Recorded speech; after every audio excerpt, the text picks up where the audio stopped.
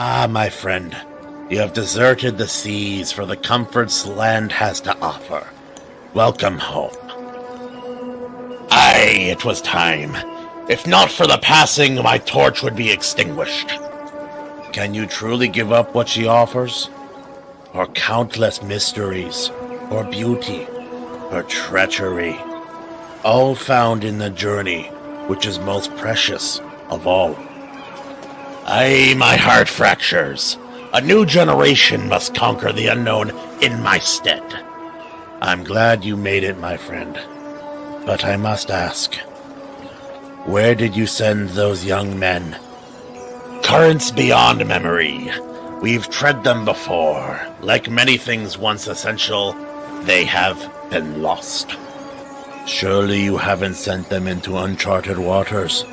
Safety is readily available in the mainstream. Many ships and a sure passage. Nay. Untold scores of brave men created the path. Us amongst them. Where once innovation and creativity were, now stands idle bootlickers and hapless cowards. So nay, I did not send them to the mainstream. I've simply given them a heading. They may fail. Aye, they may. 'Tis the risk of great men. But a new age is here. In its course will be set upon the iron seas of fate. And to these brave men and women I say, Godspeed, and hail the Iron Age!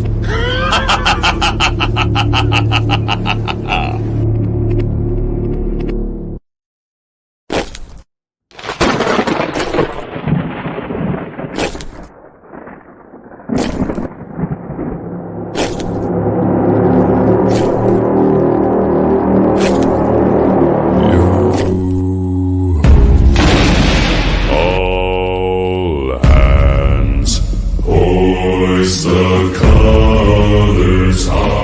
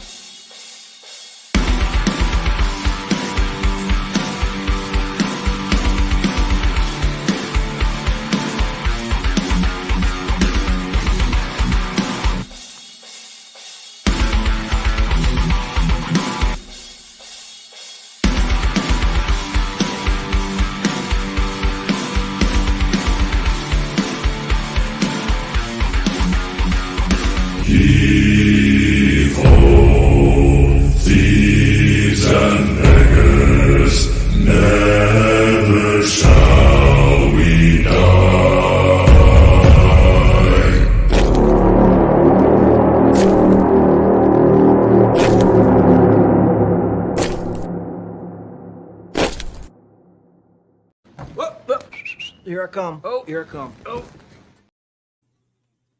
Hey, how's it going, everybody? Welcome to the Iron Seas. Tonight we got a special panel because our other co-hosts, our co-captains, are currently sailing the Iron Seas, as it were, in real life. So let's get at it. We got Evela Music, Yarg. MD Boncher, and Mr. BP McCoppin. Hell. How you guys doing? Howdy doodly, Paradorinos. Son of a bitch. All right, guys. So tonight, as the title goes, we got Zack Snyder. We got sci-fi. That's correct. He is a dog. Reaction Dog says. Yeah. We got sci-fi stuff that we're going to talk about, and of course storytelling as always. So we'll get right at it. Are you guys familiar with Snyder? Familiar enough. I've seen a thing or two. I barely even know her. Been exposed for sure. Yeah, exposed is a good word. He's kind of gotten his way into the cultural zeitgeist, as it were. Definitely. Yeah. I guess my first encounter with him as a kid with the movie 300 is the predominant example. I know he made movies before that for sure, but yeah, that was when I for sure knew like the name, I guess. Well, Yeah, yeah, it worked because he wasn't the writer. He just did a shot-for-shot adaptation of a comic that was already very, very popular and well received. Yes. You know? Yes. I actually thought that was his first movie. What did he do before that? I think he made movies. Dawn of the Dead was the first thing I've ever seen him do. That was good. That was It was. good. Yes, And once again, it was a case of he wasn't in control of the script. Yeah. pretty faithful too. Mhm. Actually. George Romero approved. I will say that movie still has one of my favorite final lines of a character ever, and it's not something I can repeat on here, but security guard that's about to get munched on by the zombies and just sums up the sentiment just perfectly after wanting to be the big hero. Hey, stop eating me. Is that the line? No, he called his own death. terrible. No. The closest I'll So, say is Was it self-sacrifice then? Yeah, he went down heroically with the phrase "effing figures" Yeah. and blew up a lot of zombies. You want fries with that? Yeah, he was prized with that. I should watch that movie again. It's been a while. Dawn of the Dead is classic. Shout outs to that. I'm actually, I sent McCoppin actually reminded me. I'm going to pull up a little treat that I have for the audience while we're doing this. I'll just get it ready, He said he made a shot-for-shot remake. I have that thing that was based off. I have it, fellas. I have it. It's here. It's here. He did. Don't He be did zombie very too. He did basically what Robert Rodriguez pioneered with Sin City a couple years before that, and since he basically cribbed from the same author, Frank Miller, it was all right there. Yeah. Frank Miller's, as far as I know, I haven't heard anything but too bad about him. And if anything I've heard, I don't remember it. So that's He's just kind of nuts. He's just totally insane. He has gone a bit long. It's sort of like somebody. It's like when he moved out of New York and went to Los Angeles, he kind of lost his mind. So maybe if he moves back to New York, he'll regain his sanity. Wow, I'm not sure. That really would say something about your sanity level. Yeah. Well, think about what he was putting out before that too. I mean, Frank Miller was cranking out some of the best runs on comics out there with Daredevil. And honestly, I don't care so much about his Batman stuff because I just wasn't as into his take on it.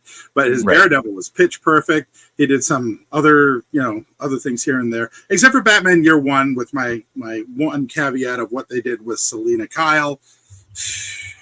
And it was still done by one of my favorite artists, David Mazzucchelli. So you give the points there. Otherwise, once he got to LA, he kind of wandered off into woo land and woo land, yeah.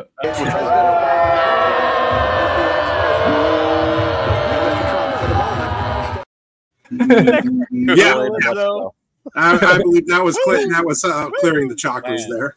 Yeah. Different woo woo land, I suppose. Yeah. Yeah. Battle. I think it's always been there, right? We were talking about Snyder, right, a little bit beforehand, just to kind of get the discussion going. And one of the things we brought up, I think Evely brought this up in the conversation, his wife cheating. Like, did she have to cheat? And it's like, in the source material, which I have over 300. here. Yeah. Yeah. It's like, In 300. yeah, and we're talking about 300, by the way. Yeah, for those listening. yeah, the added subplot of her trying to convince the Senate to help the invasion.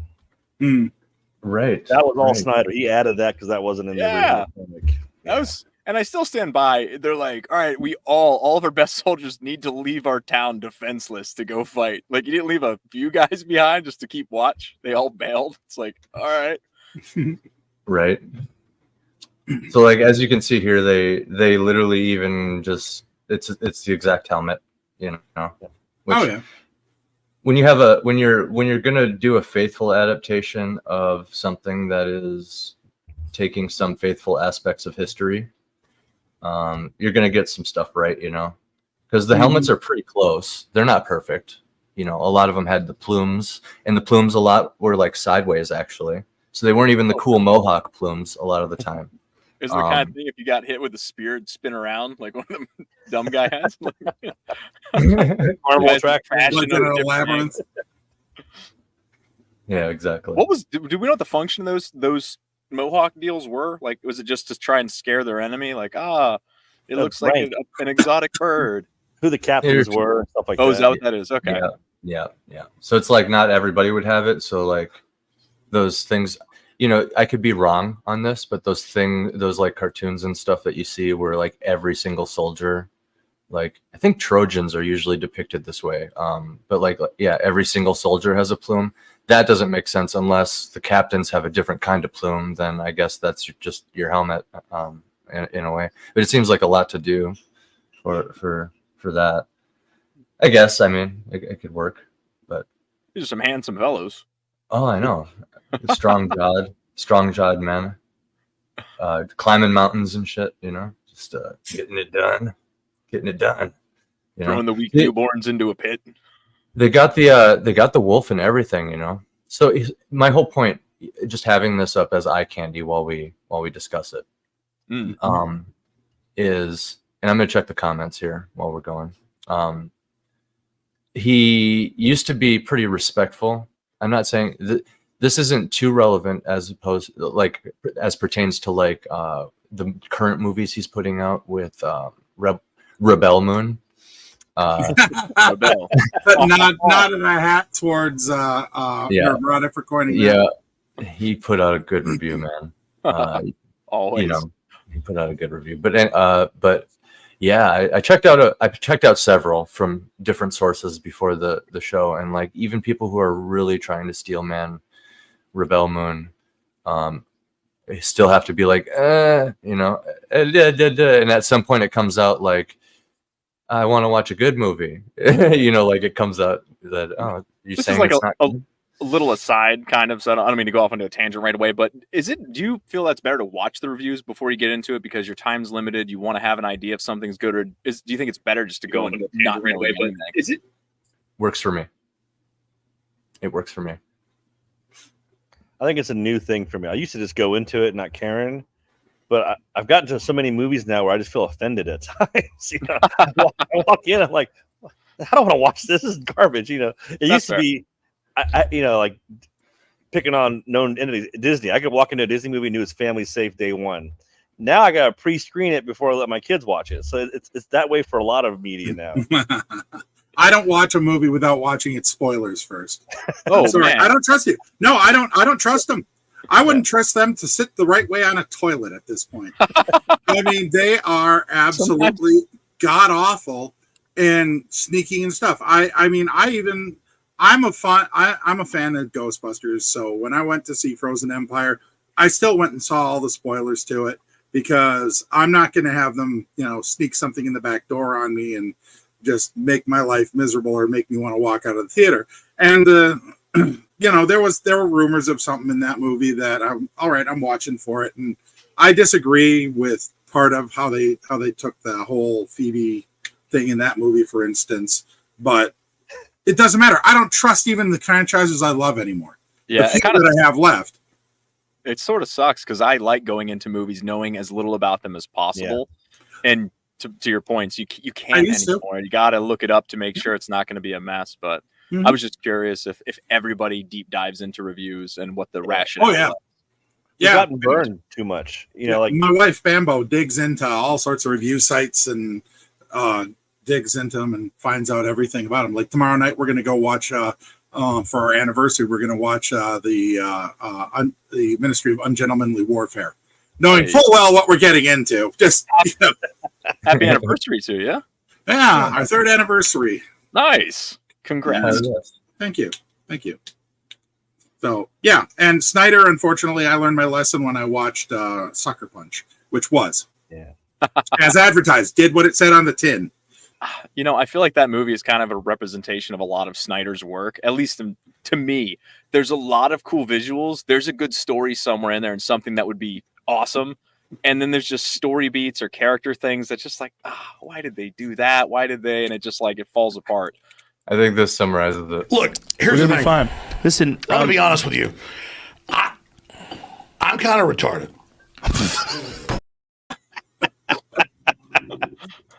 Yeah, that basically summarizes it. I feel like he just can't write. Like he has an idea that might be a great idea, but he can't get from A to B. He has all this meandering. He has side quest. He has everything in between. And when he writes the movie, it just feels an effort to get through it at times. Yeah, dude. When he has something to follow, like I'm kind of getting blown away again in some ways. Looking through this again, just kind of offhandedly while we go along here. Like, look at this. That is Gerard Butler right there, dude. Yeah, that's crazy. So when he has it's almost like when he has a boss, it almost works very well and it succeeds. Well, I just what you said there a little bit ago, it made me think. I think, I think he basically shoots his rough draft. I think he doesn't even finish the script. I think he just shoots the rough draft and trusts everything in edit and in post. I think that's what he does. At least that's the way his stories feel. It feels like he's got, I want to do this scene because it looks cool and this scene because it looks cool, but I don't care how we get between the two. So sometimes we get from cool scene to cool scene. Right. It's underpants gnomes planning. Step 2, a miracle occurs. Step 3, profit. Yeah, exactly. Well, this is something we were discussing about him too, was that is it better for him to do his own thing or to have it be kind of influenced by committee?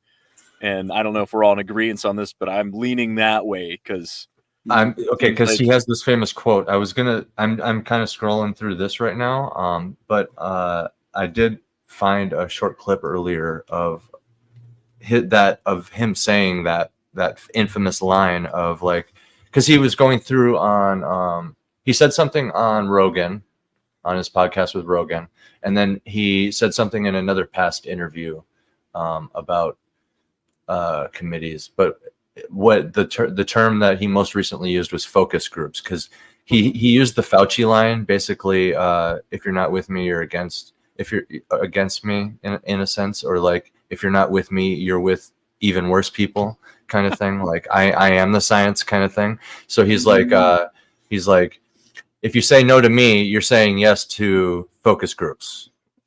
It's not a binary situation. Right, Snyder. Exactly. Mr. Don't call me Snyder. And I wasn't. That's the new insult. Yeah. I would never insult you like that. You Snyder.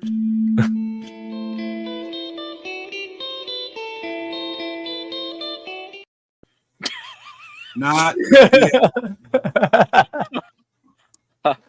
Oh my god! I hope that made sense to somebody. Nope. I'm fine with it being nope. Gotcha. I will admit the last Snyder movie I ever saw was Watchmen, and I have to admit that I thought that was actually quite good. But I qualify this saying I am not a fan of the graphic novel. I think it looks ugly, and I think that Alan Moore kind of meanders all over the place, spouting bile all over conservatism. Oh, Yeah, there is a little bit of an agenda there, isn't there? It seems like There in was, some- but he did it so poorly, it became like a conservative calling card with Rorschach. The libertarians love that guy to death. Oh, Rush. I don't blame him. I love that guy. Yeah. I just thought that it was amazing that Zack Snyder made that work as well as Well, it did. He's not a good guy, though. I will say that he's not a good guy to like emulate, but he's got the cool factor. Mm-hmm. I think that goes down to that actor too. I can't remember his name, the redheaded guy, but he crushed that role. Oh yeah. Yeah. I am so blanking on his name too. I'll have it in a second. Jackie Earl Haley. That's it. Yep. Yeah. He did a great job. I wish I could say it was memory. It's a IMDb. I just happened to have it called up because I pulled up his filmography. Well, no, you got to play it off like, man, I had to pull that out of nowhere. Nah, I'm not going to go full cat. I meant to fall off the stairs that way.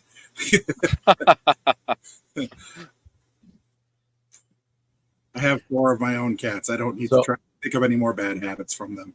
One of the cool things we were talking about this week is the origin of the term space opera, because we were just like tossing it around like, oh, hey, what's your guys' favorite space opera, you know? And I and never then all of a heard sudden, that. yeah, you never heard it before? No, never. Oh, geez. You've never I heard it all the space time. opera. It's almost like the main term. I knew soap opera and I knew standard opera. I'm like, one's a TV show my grandma loves, and one is like Italian people yelling about things for 4 hours, wearing like the Viking horns. That was it. I'm like, space opera. I was like, they don't sing in is there sci-fi movies where people like sing? It's like, am I that out of touch? I think we're starting to establish normie taste is like here, and I'm like working my way up to that because I'm so like just out of God it. help you. To be below normie average, that's and I thought it was bad just by I thought it was bad for me to by just eschewing normie average at this point and starting to spurn a good chunk of nerd average at this point. AC, is this a Spanish version of the comic? Is what?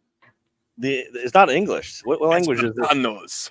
I don't know what language it is, but I was just like, man, this is a part of my childhood, and I've owned 2 versions of this physical in real life, and I don't know where they went. So I was like, I need a PDF of this. So I went and got a PDF of it, and this is the condition it was in, and I'm okay with it. I'm okay with it. It's half in Spanish because the Los the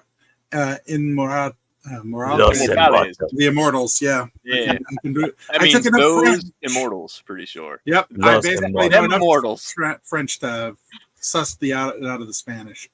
You bet your sweet Bippy I did. You got to get the real deal when it comes to You Bet Your Sweet Bippy. It's got to be Dick Rowan up there, man. You betcha, sweet Bippy. This is actually kind of sweet in Spanish. This is like totally Dude, I changing know. the way my It's- brain. It gets even more swell. And I also have to say, as cool as some of the art is, I'm sitting here looking at it, remembering the old Daredevils that I own in these boxes that are right down here. The Yeah. old Daredevils with Frank Miller art, and go, wow, had he deteriorated. Yeah. I mean, there's a lot of cool stuff in there, but I sit there and it's like looking at somebody after they've had a stroke and half their face got Bell's palsy. I mean, some of these are just, man, you're killing me, Frank. Yeah. I think he was trying to go for a very distinct style, and I think he did it quickly too. perhaps. Achievement unlocked. Yes. He did it. Lynn Varney's colorings, though, are just through the roof good. Yeah. I mean, that's. I one like of the this. things. This is like an anger panel, but instead of anger, it's like what's the term? Dread. It's like a dread panel. This one in the center here with the deformed guy. Because like usually an anger panel, like if you just made this all red and you had the scene depict basically like him having like an angry reaction to something, like, you know, he just witnessed something horrific, and then the next scene, the next panel is just all red and stylized, and he's like unraveling, you know. Those are cool. He did that basically with this scene here, but it's like a dread panel or like a lust panel or something. It was crazy. He does that sometimes, so like I don't know, you can tell he's got an understanding of the rules, but like, yeah, this is very vectored, if I do say so myself, like right here. one of the best things he does is the use of blacks, like Alex Toth. Yeah. The use of flat black as a way to control negative space is absolutely gorgeous. Frank Miller still is a master of the silhouette. I will give him that. I don't think I've seen another artist out there that comes close to how well he handles that and still seems to maintain this level of three-dimensionality. Yeah, that's the word for it. See. But then I'm sitting there looking at some of this stuff now, and I'm going, man, this reminds me of stuff I would expect in a Tolkien novel from some artist that, you know, was good back in the day, but nowadays you look at it and kind of go, advanced a long way. But and then the flashback. Oh, sorry. I get excited. It's like my childhood. My bad. It's interesting actually how like muted the palette is in this book versus the movie. Everything's gold and the red is like in your face, and here it's more washed out and stuff. And dirty. It's dirty. I've never seen this before, so yeah, it's dirty. Yeah. Oh, look at that. I think Spartanos. Oh yeah. I think King Richard makes a good point over there. Space opera is essentially a melodramatic relationship-driven sci-fi tale with a grand scope. Yeah, that's it. But Emily, I was going to say, so you've never heard of space opera, then you probably never even heard of horse opera. Then horse? Yes. Yeah, dude, that was the old term for westerns. Really? Yeah, seriously. Back in the day, ain't singing in them either, though. Opera is it's more than just singing. It's more than just singing. It's a big story. Just remember, operas have to be based on a story. Operas are based on a story. They just use song and classical music in which to tell it on the stage. It's the predecessor to Broadway, essentially. Yeah. Actually, Broadway came from the lowbrow version that wasn't quite opera. It was all more of the bawdy houses and things like that. There's got to be another musical genre that we can like co-opt and do a whole subgenre of. Horse dubstep. What? No. There you go. Yeah, now we're on to something. I'd watch that. I'm going to hell for creating that phrase. Just call it horse dub. That sounds even better. Horse dub. Yeah. I don't know what happened in a horse dub movie, but sign me up. I'd watch. I'd give it a shot. I don't, okay, so the point you asked earlier about what the favorite space opera is, you know what? I've gotten to the point of where so many things have blended together for me, I couldn't pick out a space opera to save my soul at this point. I mean, right. Other than, basically you're left, nowadays when people say space opera, what's the first thing everybody kind of goes to, I think, is probably Star Wars. Yeah. After that, it's Star Wars knockoffs.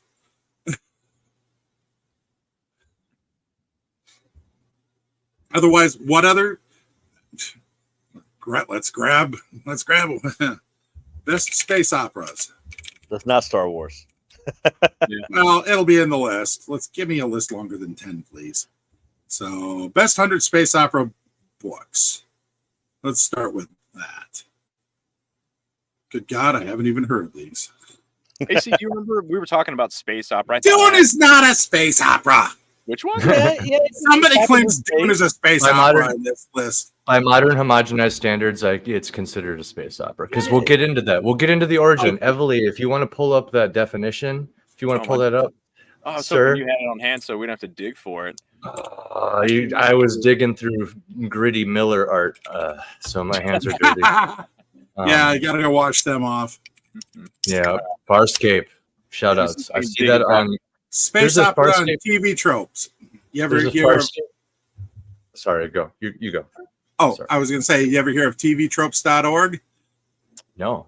You want to ever find out any trope possible in the funniest way possible, go to tvtropes.org. They list everything because it's a bunch of nerds just Wikipediaing all tropes possible. Gotcha. Let's see. So, here's the entry. Here, I'll give you the link in the chat so that people can that'll be in the follow along. And I got the Wikipedia on space opera ready to go. Awesome. It said Farscape. I guess TV shows count too. Then I mean, why not? Battlestar Galactica. Space opera is a genre, not a medium. Star Trek. By the definition that we discovered, Star Trek is probably the best example, honestly, because it's essentially it's what Evely thought it was, never hearing the term before. It's a soap opera in space. That's all it is. I No, thought it meant like that's- epic fantasy or something Yep. in space. Or something. So But soap opera or space. Not we'll get to soap opera too because I didn't know why they were called that either. Space opera, coined in 1941 by fan writer and author Wilson Tucker as a pejorative term in an article in Not wrong.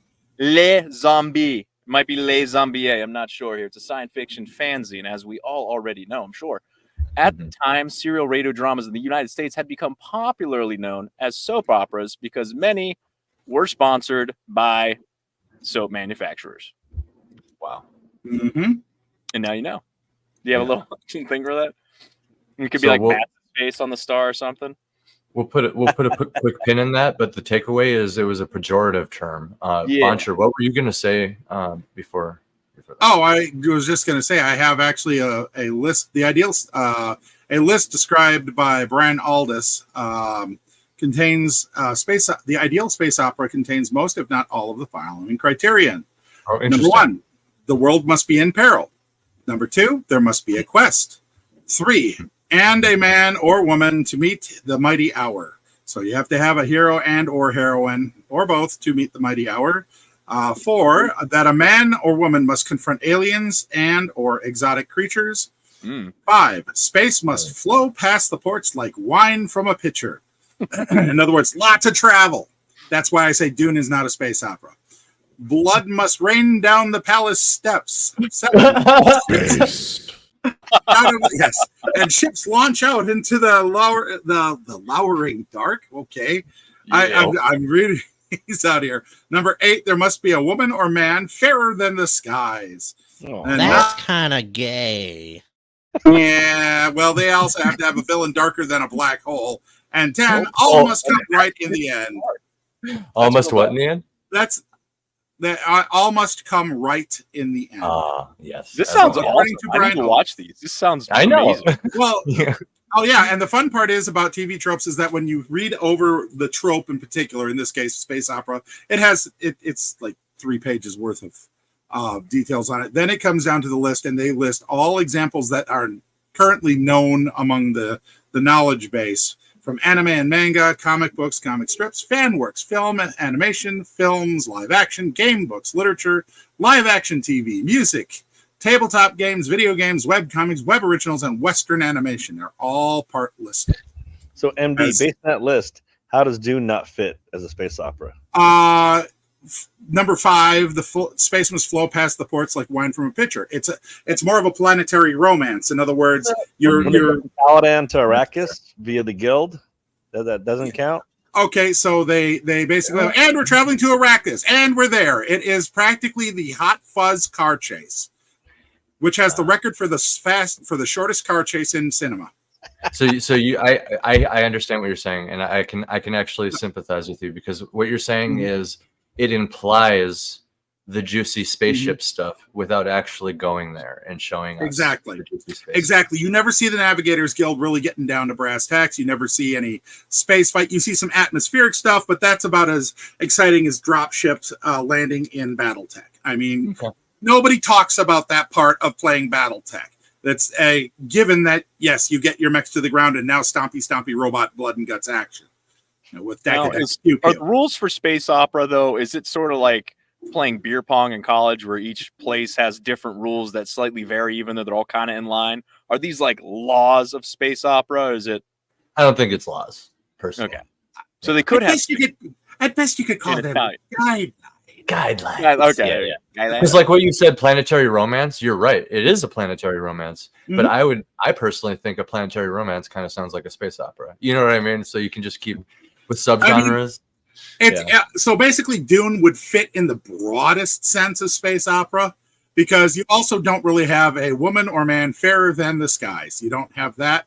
Chani? Sorry, no. Chani? Paul Atreides. He is Chani? bred, Paul like, Atreides is. and You his girlfriend. you mean? I don't mean the Protect- adaptation of the movie that just came out this year. I mean the actual novel itself. Yes, Mm. yes. It's been Chani- many years since I watched it. They have what is it called? Yeah. They have eugenicist selective breeding over like millennia Oh, to yeah. get Yeah, So- that's true. so- The Bene Gesserit going at it there. in theory, Paul Atreides. Mm. Book 5. Right. Okay, all right. So I will put it on the doing at the outskirts of space opera, but it is more solid. Okay. And I do just have to add that blood most definitely runs down the palace steps. Yeah, literally and figuratively. Yes. It most definitely does. I love that line, by the way. I was like, oh, that sold me. I was like, I gotta watch space operas, man. That's sick. Oh yeah. But what if the gravity's bad? Would it go up the palace steps? Yes, it would go. Then up. it's Star Trek 6. Yeah, purple blood goes up or Floating pink in globules in the air until the gravity comes back There down. has to be globules of blood in the air floating around. I guess not air, whatever. Like lava lamp, but blood. Yeah. So with the space opera theme, the reason it just seems like sci-fi is just in the air lately. I don't know if it's like sci-fi month or like what the deal is, but like with the release of Fallout and like Rebel Moon and stuff, I just kind of feel like everybody's just kind of in a very sci-fi Rebel Moon mood. is definitely a space opera. I don't Yeah, know about it's trying to be. Fallout. I don't know about Fallout. Fallout, I don't know. It's sci-fi. Fallout sci-fi. Yeah, it's sci-fi. Fallout feels more like 1950s Mad Max in certain ways. I have never played the game. I have never watched the show. I've never read any of the books. I'm just going off of the ads. Well, you're right. You're right. You're right. You're right. And I'm not saying that to denigrate it though either. I mean, no, it's a compliment. And I think I actually talked about this in my my review I did live, and in I think the debate I had with Bat Sauce about the Fallout show. They should Mad Max is one of their biggest influences, and I think whenever there's a question of in-world logic in Fallout, they can probably most definitely always divert to what would Mad Max do? And the answer is almost always they would eat them. So just you could just do that, and you're good. With the Beaver ended up in Mad Max. Like that cast was forced into Mad Max. That's Fallout in a nutshell. It starts out in the 50s. Yeah. Nukes hit, and all of a sudden it's 2,000 years later or 200 years later, and all hell's broken loose. Yeah. Yeah. Literally, basically. Mm-hmm. And a lot of the hell that's broken loose on the New World wasteland surface world is caused by us, because essentially it's all just there's reasons, but like super mutants don't just kind of come out of nowhere. It's not like it's funny though, because they do the old timey like I don't know if this is in Flash Gordon or anything, but I will say the old timey space opera thing, the space fantasy sci-fi thing, where they have super mutants and they have mutated crazy bugs and stuff like that. You know what I mean? Which is that's something I love about the genre. There are aliens too. There is, and it's canon. Yeah, there's real aliens. Yeah, gray aliens. I'm gonna say C.A. Pierce. From my outsider opinion, Fallout is atom punk more than diesel punk because atom bombs. Yeah, that pretty much is that puts it right. That puts it right there. And also, it's the 1950s aesthetic, not the 1930s 40s aesthetic, which is more popular and more true to diesel punk. Yeah, Fallout's kind of like if they figured out how to make nuclear power work on like a wristwatch somehow, and then that's the world that got created. Yeah, and Herman P. Hunter, WW, MMD. What would Mad Max do? Yeah, basically, if they just did that. Eat a can of dog food and shoot everybody in sight. Yeah, more of that. More dog food. Sounds like MD's done this some weekend. But with Snyder. Back to him really quick. We'll put a pin in space opera and come back to that. With Snyder, because he's trying to do a space opera, so it kind of ties together here. And he, it's universally kind of being rejected at the moment. Well, the concept's pretty dumb. It's a dumb concept. Like you have this all powerful, his empire, because he's trying to rip off Star Wars. Basically, his Star Wars needs food from the poor farmers. Like you got space travel, you've got immortality, you've got regeneration. You can't genetically make your own crops. I guess the whole plot.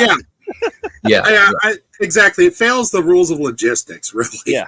Right. Yeah. So you know what? So go on. I want to listen. Oh, there was a friend of mine who was in the military pointed out to me. He said, "Amateurs talk tactics, professionals talk logistics," and that's exactly what it is. He's focusing on the little fights and not really paying attention. It's one of the things that caused me to start writing my Dream Nebula series is, all right, so how do these big evil empires hold themselves together? Start thinking of logistics. And since I have I am a certified logistics expert, and I understand what makes the trucks run. I understand what the ports do. And so I at least started including that and started thinking about the small people in a science fiction setting. Zack Snyder doesn't do that. He falls into the same and actually I shouldn't limit it just to Zack Snyder. He doesn't deserve to get punched in the face on this one alone. There's a lot of people do, because they just forget the fact that empires don't exist without the grunts in the background that are doing the cooking, the cleaning, the hauling of stuff, fixing everything. And honestly, it's one of the few things that I could have credited watching Star Trek Lower Decks, except I don't pay for streaming. And so I never saw it. Okay, that was something that I thought was really cool. All right, you're getting to look at the lower levels and stuff, but then they went off and did their own wacky adventures from the clips I've seen of it all. But that was the point that I kind of liked to. I wanted to see that in Star Trek. I wanted to see what people that weren't bridge crew. I mean, why not? It was one of the benefits of the Honor Harrington series. You got to see that from time to time.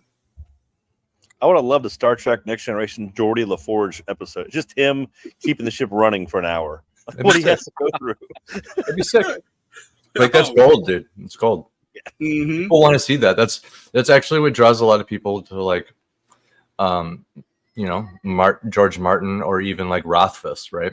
Some of the more dry fantasy writers, because they'll dwell on stuff like that. Mm-hmm. He has like he started his main character, Rothfuss, that is. He started his main character as a kid and like as an urchin, and it's like, we're gonna start here, literally level 0, Right. as a kid, where you get to see him struggle, and there's no like time jump really, from what I remember. But anyway, I digress. It's not about Rothfuss. So with Rebel Moon, the issue with the wheat, that's more of a like simple go-to as a representation of the multitudes of problems similar to that, correct? Yes. He lost tracking because of the chaff, literally. Because if they solve that, I've heard a lot of people complain about, they're like, it's all about the wheat. I'm like, so if they solve that, does it fix it? I think the answer is still a resounding not even close. That's just not when the space Amish can fight him off. That's their entire motivation as the Amish. bad Now I'm guys. interested. Yeah. That's another neurotic thing. So neurotic. That's great. The Let him space handle that. Amish. The Illuminamish.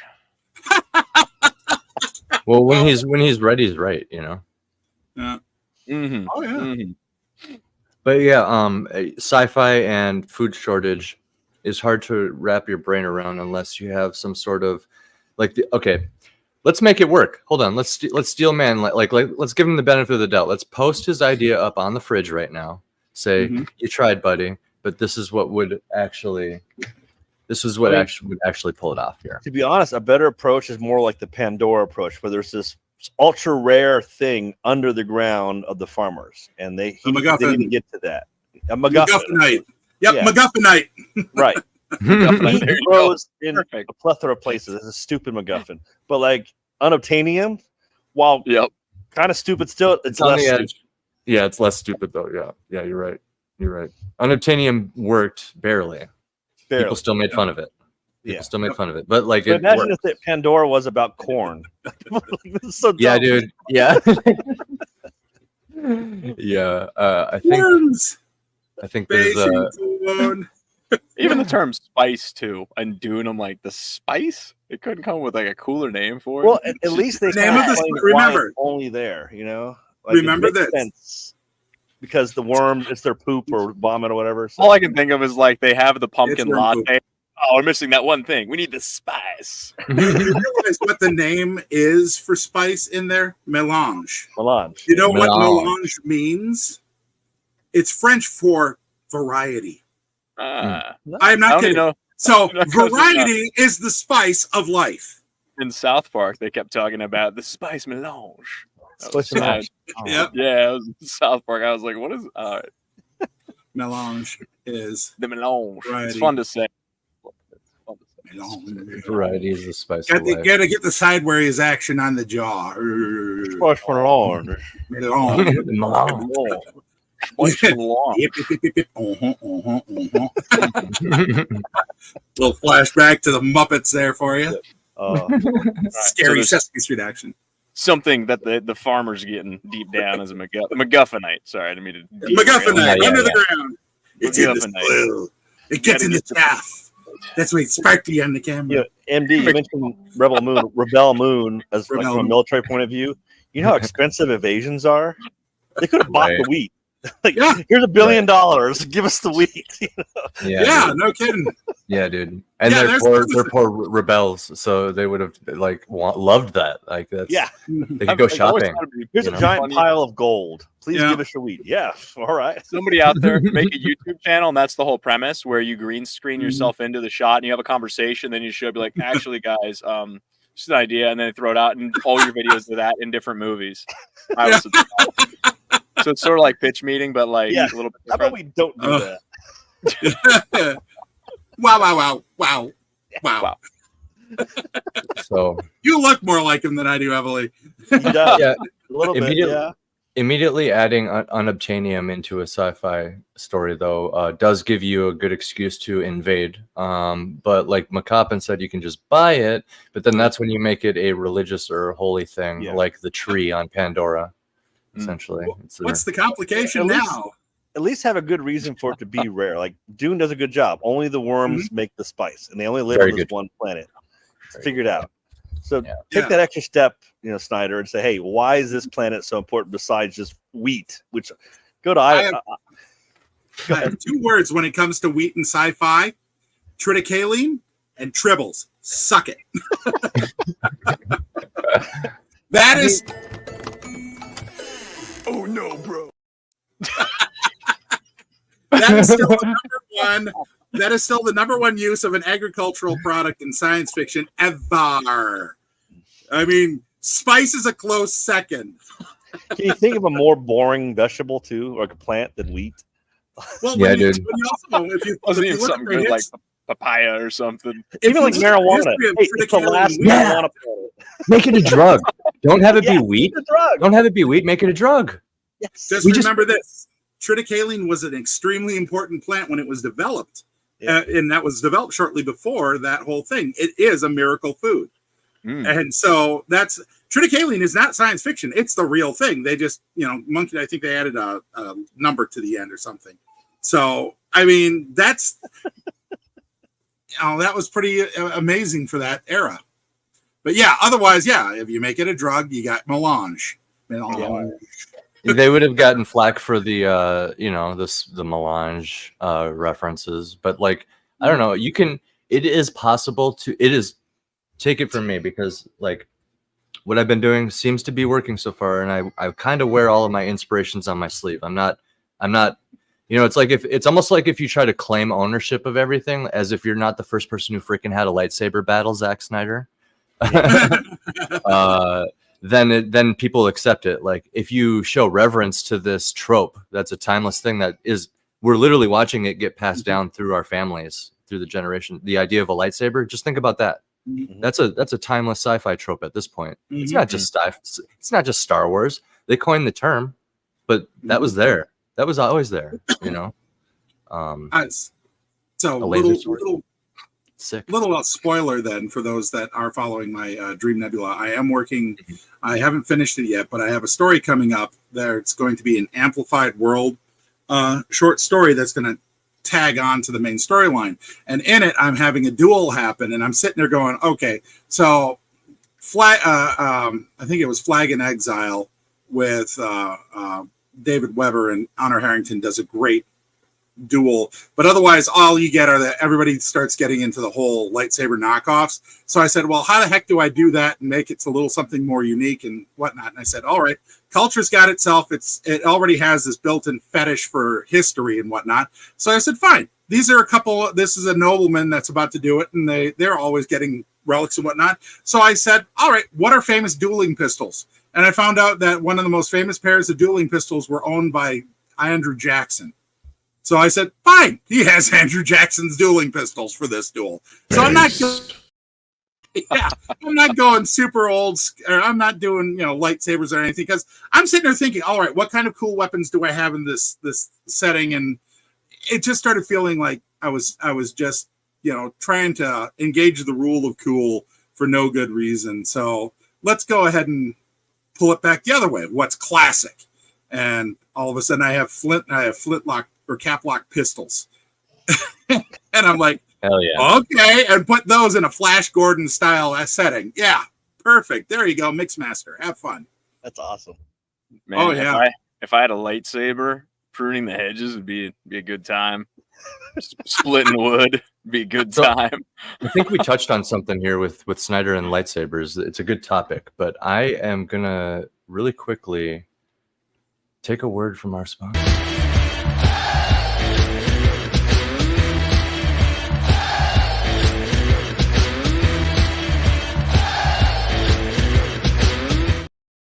That's nice that you spared him the G at the beginning of the hey being not there. Totally changed the context. We do have one more, but yeah, that's where I landed with that. But here's the next one.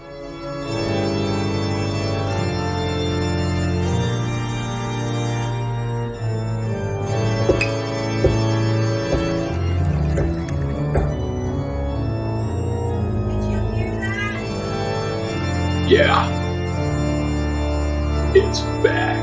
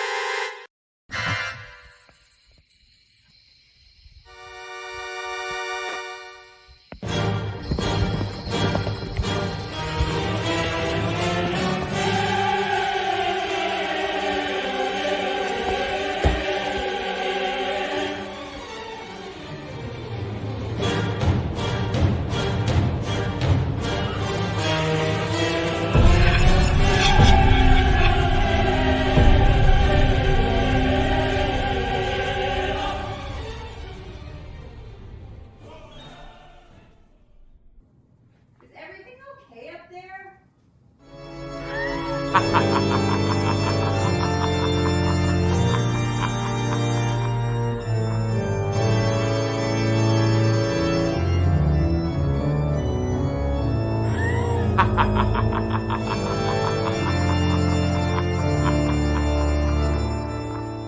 Based. Whenever I film You're that, really weird. it's like 10 o'clock out. The neighbors are like, "Hey, how's it going?" Like, "Oh, hey." Your wife has so much patience. She got ketchup or whatever that was all over the kitchen. She's mad 'cause I had some junk out like a cord. She's like, "Why didn't you let me clean? I didn't know you were doing this." Fine. Oh my gosh, dude! My cheeks hurt from smiling every time I watch that. I love your videos, Emily. They're amazing. Hey, Mhm. they're fun to make when I have time. They're good. They're fun. I like them. I probably You watched got your talent. Christmas one 24 times. This is Emily's wife. Whenever he starts making a video.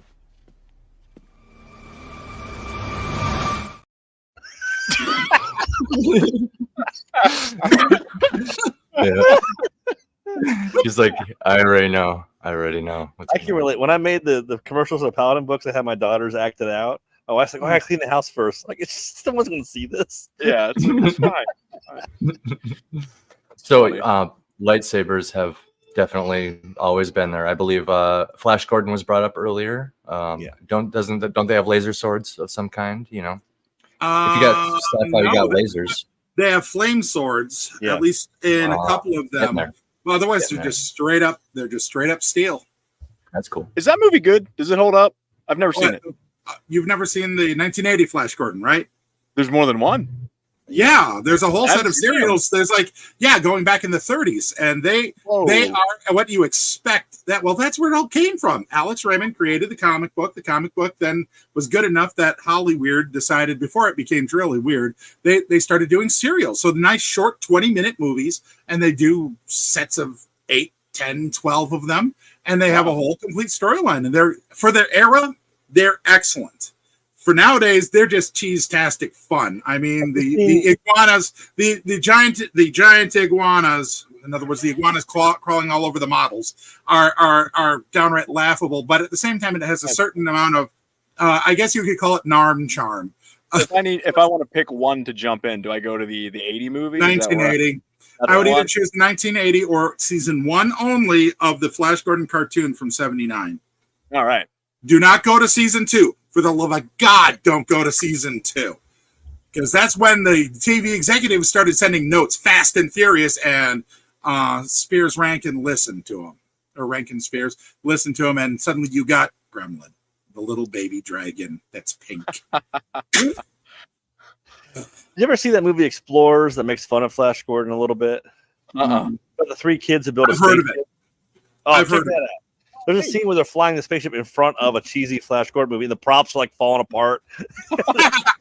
But yeah, the 1980 Flash Gordon film is a classic because it is the perfect mesh of the cheesiness, but the high adventure, and just they're just taking themselves just seriously enough that you can see them winking at you, kind of thing. And the performances are perfectly over the top. Brian Blessed as Voltan is a hoot and a half. Prince Baron, played by, oh God, I just blanked on his name. Dalton. Oh, yeah. Not Jeffrey. Anyway, Dalton, James Bond guy. But he does a great super serious character that's a great counterpoint. But the crown jewel of it all is still Max von Sydow, who was given the chance to play one of his childhood favorite villains of Ming the Merciless, and just chews the scenery like a school of piranhas. It's glorious to watch. And Really quick. Shout outs to Eric Wag.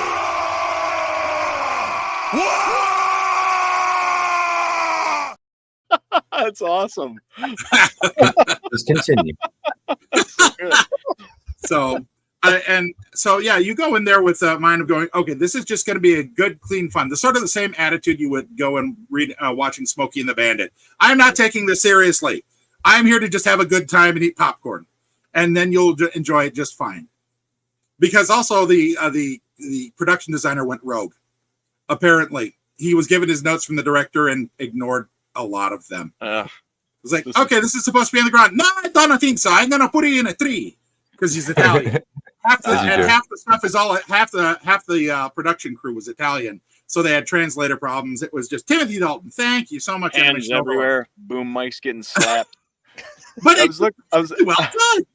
was trying to pull up Explorers because I'm like, there's some movie where the kid has a poster of it on the wall, I think, but the cover of it, there's 3 kids, and yet the name's listed: River Phoenix, Ethan Hawke. Yep. Yeah. The third kid is on the cover. He doesn't get a It's credit. a classic. Check it out. It's amazing. So circling back really quick. Oh, sorry. Go ahead. Go ahead. What were you gonna say? No, you go, AC. Go. Oh, sorry. Circling back really quick to the lightsaber thing. The reason I'm like fixating on that one thing is because it made me realize that I think nobody's mad that Snyder's trying to make his own universe. It's actually kind of cool. That's where I give him some extra leeway, is just having the balls to at least try it. I kind of view him as the spoiled rich kid who just kind of had it handed to him, though, in a way. I know he has a whole career. Don't come at me like before, but like he has a whole career and all that, sure. But like still, it sure helps to start with millions of dollars, doesn't it? But I digress. I think what he failed at was tropes. So he utilized all these tropes, but people weren't having it because the premise to begin with, like you guys said, couldn't get off the ground. And we touched on the other things, like he was just thinking about like the scene to scene instead of all the logistics. Like you said, geniuses think about logistics. But the trope thing, you can get around logistics. It's like, yeah, sure, fantasy universe, let's have fun, but it has to be fun. And it's not fun if you have things that are a little bit more than continuity errors, where it just doesn't make sense from the get-go, but also bastardization of tropes. because tropes are there for a reason. Like we love them. The fire sword, the hot sword, the flaming sword, the laser sword, you know, the really cool future sword, you know, The hot sword. that's the symbol, I think. Sexy That's the sword. symbol. Or like the laser gun, right? Some of these You names got- sound cooler than the others. I Laser know, gun right? sounds cool, but the I fully sword. plan to use hot metal swords ultimately in my own series. So I mean, it's I know it's a ripoff. I don't care. And it's I'll not a use it. ripoff. That's what I'm getting at. It's a trope. It's Well, not a ripoff. and I mean, you have so many different ways to handle tropes out there. I wish I could find it. There's a list of ways that you could use the different tropes in there, from playing it straight to inverting the trope to analyzing the trope to lampshading the trope of look at this trope right here. You know, put the lampshade on the head. He's the life of the party trope. Ooh, everybody notice him. Seriously, that's what it comes from. It works. It works yeah. unless you're Yep. Halo and you're vandalizing. If you're vandalizing something, lampshading just makes it worse. Yeah, It makes it so much worse. Oh, yeah. Shading? Is that the official Triggered off term? Halo. Lampshading, Yes, it yeah, is. yeah. Oh, really? It is. Oh, Yeah, It is. yeah. You You hang put the or lampshade on your head to get attention. you hang a I thought lantern it was on it. called And peacock. or you hang a lantern on it. Yeah. Or yes, you hang the lantern on it, or you put the lampshade on it to get attention and to mock it. That's the other thing in there. So Oh, man. the whole All right. Yeah. Mhm. Yeah, it's need- There's like 12 you're different ways. very aware that you have lightsabers in your story, right? We'll just stick to lightsabers, right? You're very aware that Star Wars and all these other very Mhm. successful things, and even now Zack Snyder's piece of crap that just came out has lightsabers in it. So you got to really do it good. You're very aware of it. You know, one way to alleviate that is by kind of pointing out, like, you could, and it could be humor, like Boncher said. You know, like you're trying to alleviate with humor. You could be like, Yep. Is that a You can freaking support- laser sword? You have a character literally say, "You guys have laser swords." You know, That'd what I be mean? a Like, you lampshade. can- yeah, yeah, That'd be a lampshade. yeah. So they directly point it out, or or in a movie, the camera would dwell on it maybe in some way. There's ways to do it in movies and cinema too, and even in theater. And then they prune the hedge with the sword and go, that just happened. I did a thing. I'll be right back though, because my son is in need. I'll be right back. Oh, I hear him. Okay.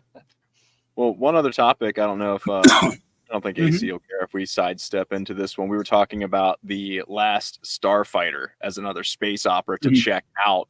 So I had never Mhm. seen it before. I watched it for the first time in my life yesterday, and I had a good time with it. Yeah. I thought it was a lot of fun. Oh, it's a great Something I film. think- yeah, I think as a kid, I probably would have watched it a lot. Yeah. But as an adult, I still had fun with it. It was Mhm.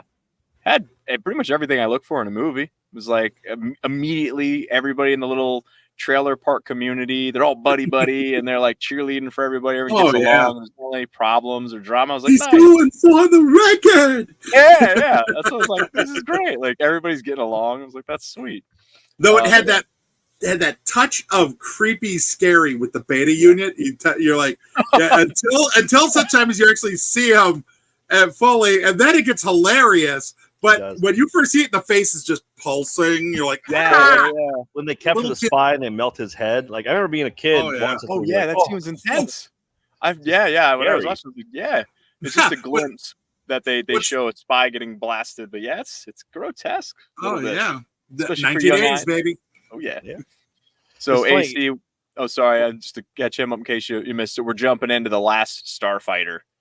Oh yeah, I was just gonna say that before we left. Uh, Yeah, the only thing I wanted with the lightsaber thing was to touch on tropes. I think oh, yeah. it's like if you can win people over with things that they love, like cultural things that are being passed down, like tropes. Mhm. Trope is a bad word sometimes, but it's really Yeah. not. It's genres are collections of tropes. So Snyder wasn't really like committing some sin by loading his stuff up with it, but he was committing some sin by doing it poorly because it's a cultural thing at that point. Gotcha. I just gotta point out something in regards to tropes in general is that when a trope is a handle on a large bag of information, Yeah. and when you're and I have kept this in mind with mine when I'm writing to a trope. Yeah, exactly. Tropes are not cliches. Yeah.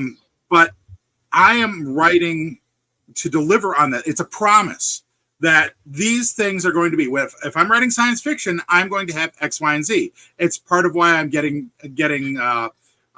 scolded a little bit by some of my my alpha readers and Bambo about the fact that my sci-fi is niche because it doesn't directly hit some of these tropes. It kind of glances off and spins them around at times. It trick shoots with some of them. So tropes allow writers to get information quickly to readers. Say, hey, yes, this character is this box, more or less. This one's expect this character. Yeah, this character is this trope. Yeah. So, Last Starfighter.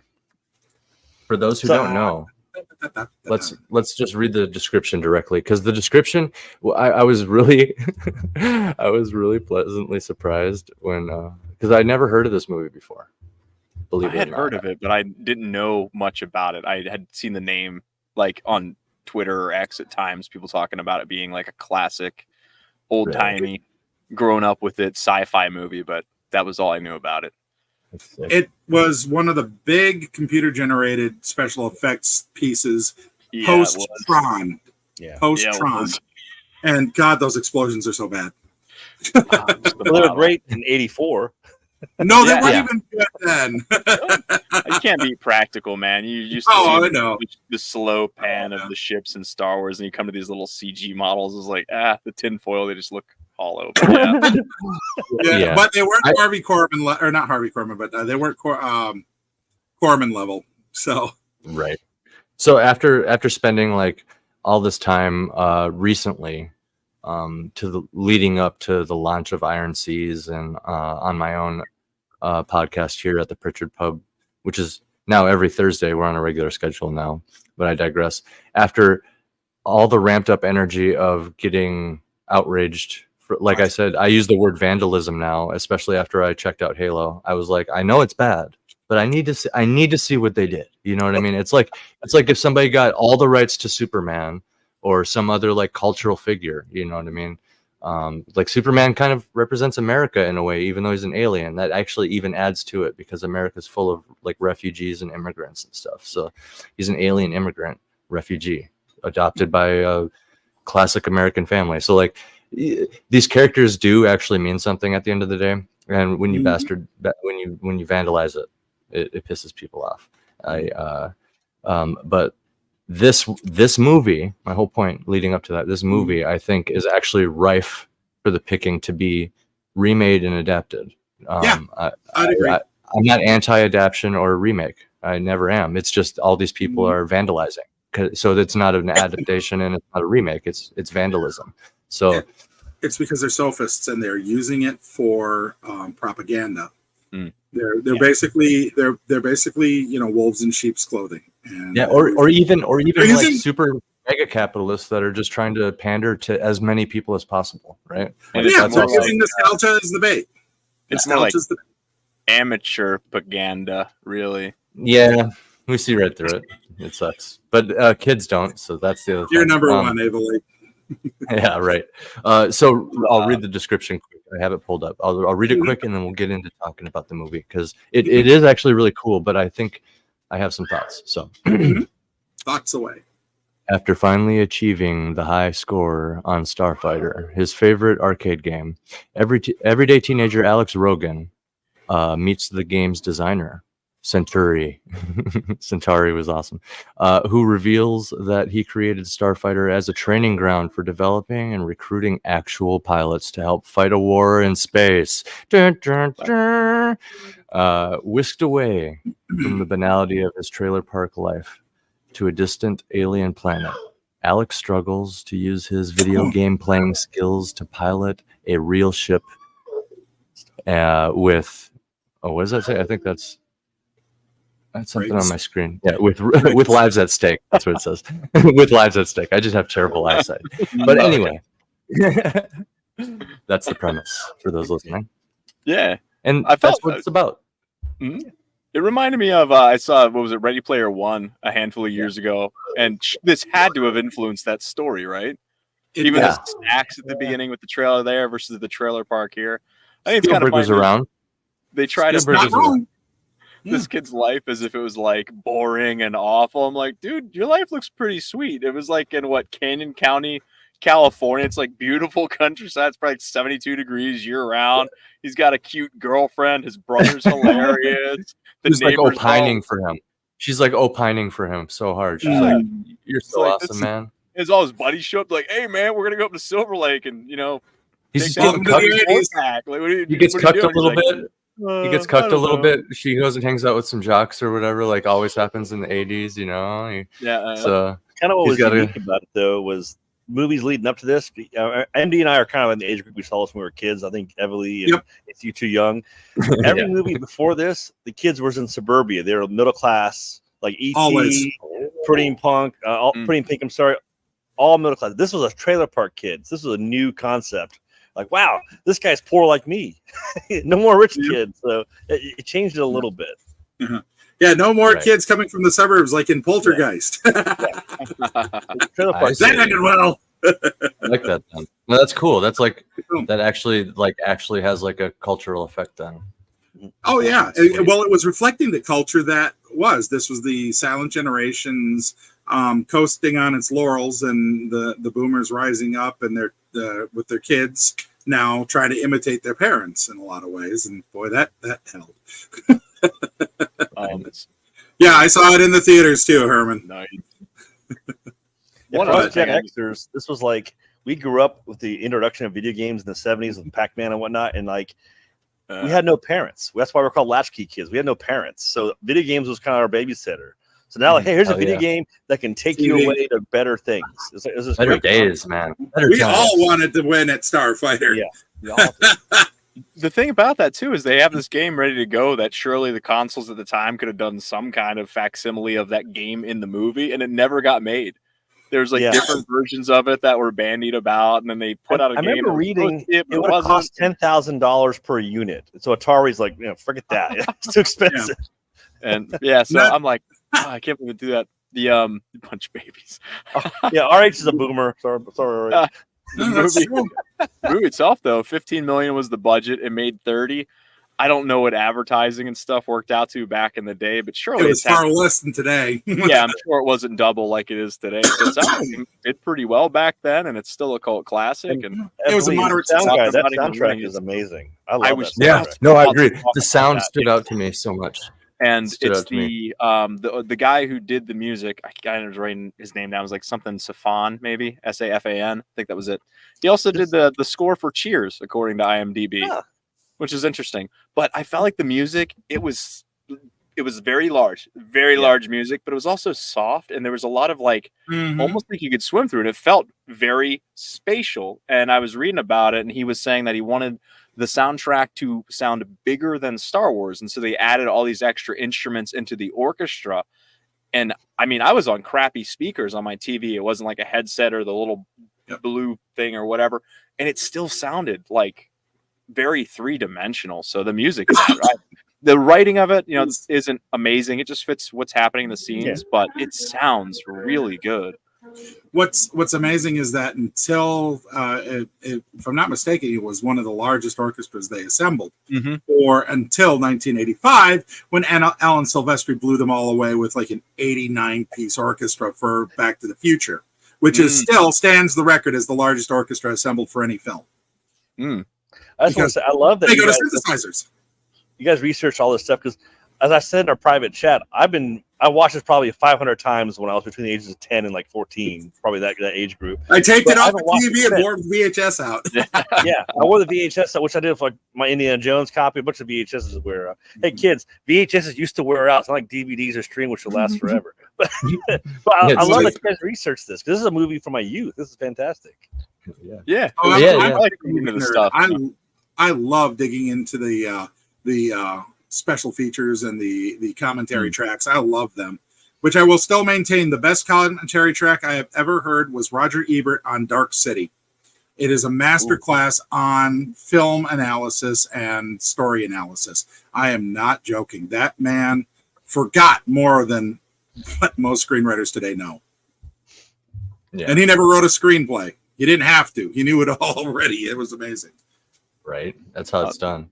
Talking about some of the behind the scenes stuff too, if I wrote this down correctly, and y'all can correct me if I'm wrong here, but the writer of this movie also wrote Escape from LA. Escape from New York, Oh, August That's August awesome. Rush, which I've never seen, and then Hook. Awesome. August Rush was Like- good. The Hulk TV series or Hook. Hook. Yarg. Oh, Hook. Oh, like Robin Oh, Williams. That's what I did. Fuck. he's got a really mixed career, I will admit. If one of the things in your hey, that's why it felt so familiar. He also did My Science Project in 1985. I love that film. That thing is so messed up. I think it's Fisher Stevens' first work, and he's just a scream. But he also has Theodore Rex in his list of accomplishments, which please don't. But yes, Last Starfighter, Captain America, he worked on Last Winter Soldier apparently. He was the producer yeah. for Theodore Rex, and then he also wrote My Science Project. So that's why Last Starfighter and My Science Project seem to have such similar vibes. If you're not familiar with My Science Project, kid finds an alien piece of junk out in an abandoned air graveyard that turns out to be a time machine that gets out of control. That's how you get a time What a machine. great flick. That's how you get a time machine. Dude, this guy sounds. Based. What was that? Why am I based? Who's based? Where are we based? This director's based. Oh yeah. Emily, you watched Last Starfighter last night? Yeah, yesterday. It wasn't at night. It was like the morning-ish. I watched it. So, Has to do with movies. Yeah, I'm thinking back. Probably last time I watched it was probably 12 years ago with my wife, just to show it to her. So I'm trying to. I wanted to come into this fresh in my memory. I remember a lot of the things from the movie as takeaways, like life lessons. You know, like when the Alex is like, "Hey, Centauri, I'm just a kid from a trailer park." He's like, "That's what you think you are. That's all you ever be." Like stuff like that really seemed to hit me when I was a kid. Yeah. So this actually reminds me of like how I felt about it. I have like a split, like kind of down the middle. Like I feel like they could have cut out half the movie, but the part that I feel like they shouldn't have cut out is just so good. It's like full of stuff like what you're saying and the concept. Like I wanted to read the concept, the summary of it on the stream because it's just such a cool summary. Like a kid playing video games gets recruited. Dude, that's like every little boy's fantasy. You know what I mean? You're playing the game like, I wish Pokemon was real. You know, and all of a sudden, Portal Fantasy time. Let's go. So, you know. So here's something else funny. Centauri there was played by Robert Preston, who I can't remember if he won the Oscar or if he was nominated for the Oscar for The Music Man. Yeah. If you guys, okay, neither of you know what that movie is. Surprising no one. I don't know what that It's a is. classic 1950s or early 60s musical about a musician salesman who's trying to drum up business. See what I did there? Good movie. Yeah, it's a classic. It's a classic. It's considered one of AFI's top 100, if I recall correctly. Was it? I think it was Beta, like the copy of Alex Beta. Oh yeah, that was great. He's great. That's good acting. They got to think of it. That's some good acting too. Then on the part of Because That's in the the credit. cover, it's a girl. He shakes hands with the girl, and the next day it looks like Alex. And they did some off-screen storytelling too. When the next time you see his girlfriend, she's walking away and she's like, "I'll take me and my weird sexual urges elsewhere." Then, great it's funny. line. He was basically the comic relief, and they gave him like a heroic finality to his character. But that is actually, unfortunately, the aspect of the story that I think I really wish they would have just cut out with. Imagine if they. Imagine because you don't need to explain it. You don't need to explain it. You have us with the concept. It is such a good fantasy concept. Like I said, it's Portal kind of Fantasy. cheesy when Beta sacrifices himself to one of the assassins shows up and he crashes the truck or whatever it was, and the girl's like, "I love you, Alex, wherever you are." Like, cheesy, super cheese, but awesome. I love that stuff though. I was like, this is like perfect 80s. Now, I think everybody in the chat's probably seen it. If anyone watches this later in the movie, Alex Rogan goes off to space to join the Starfighters, and they leave behind a robot cyborg clone version of him. Spoiler alert on a 40-year-old movie. So to hang out, and so that the townspeople don't know that the real Alex has gone up in space. But he doesn't know how to be real Alex necessarily. He's just a robot who's stupid. There's some He just funny looks scenes like him. with That's that, it. too. Oh, yeah. Looks and sounds like. The girls and then like, he go takes to his the head beach off to and- like fix his ear. Oh yeah, and the brothers brother. leave, yeah. It's like, And then of course Lewis is Oh yeah, I'll tell you all about your secret Playboy collection. Yeah, Louis I'm is a little scene stealer every single time. He's got some good lines. But I love the scene where Beta's then at the beach and the girlfriend's like, let's go up to Silver Lake, let's make out and whatever. And he's like on the blanket with her and he doesn't know what to say. And she's like getting upset. And then he can use his super hearing because he's a robot or whatever. Do you hear the guy down All stretch those other girls didn't mean girlfriend? anything to me. And yeah, he says all these things like, oh, you're my Venus, you're my Juliet. And he like then says it to his girlfriend. She's like, oh, go on. And then that guy says, yeah, all those other girls didn't mean anything to me. You're all that mattered. And they says to her, she's like, what? Like, it's all upset. So, it was very stupid. It was unnecessary in a lot of ways. But to me, it's like, if I'm watching these silly 80s movies, I That's want the them magic. like jam-packed with that stuff. Like, silly doesn't magic. need to be there. It's just there for no good reason. The cheesy line. She's like, I'm thinking of you as. Funny. There's nobody But around he to did have talk Some to. of the charm. That's some of the charm, though. That's Yes, some it of is. the charm and the That's what I innocence. want out of those movies for sure. I'm just I don't want to take that away because I am one of the first people who recognizes that charm. You know what I mean? Like I see it there. Like It's I dead love that stuff nowadays. too. It is dead, and it was like watching an artifact. I was like, this is amazing. This is like gold. And I'm just saying from a technical writing perspective, and Oh, sure. I even have in our outro a little speech from me about don't listen to like basically people who say this is the way you must do it, but there's buts to things, you know what I mean? Like we were talking about tropes not being done right. There's reasons for that too, like cultural, it's a cultural treasure at that point. But like just from a writing perspective, if you're following this protagonist, he very clearly was the main character. We're kind of over his shoulder the entire time. He gets whisked off. It gets all the way to that point where he gets whisked off. We even see the Federation and all that, all the other people. We see the other students. We're in it. We're in the fantasy. We're there. And then it cuts back to Earth.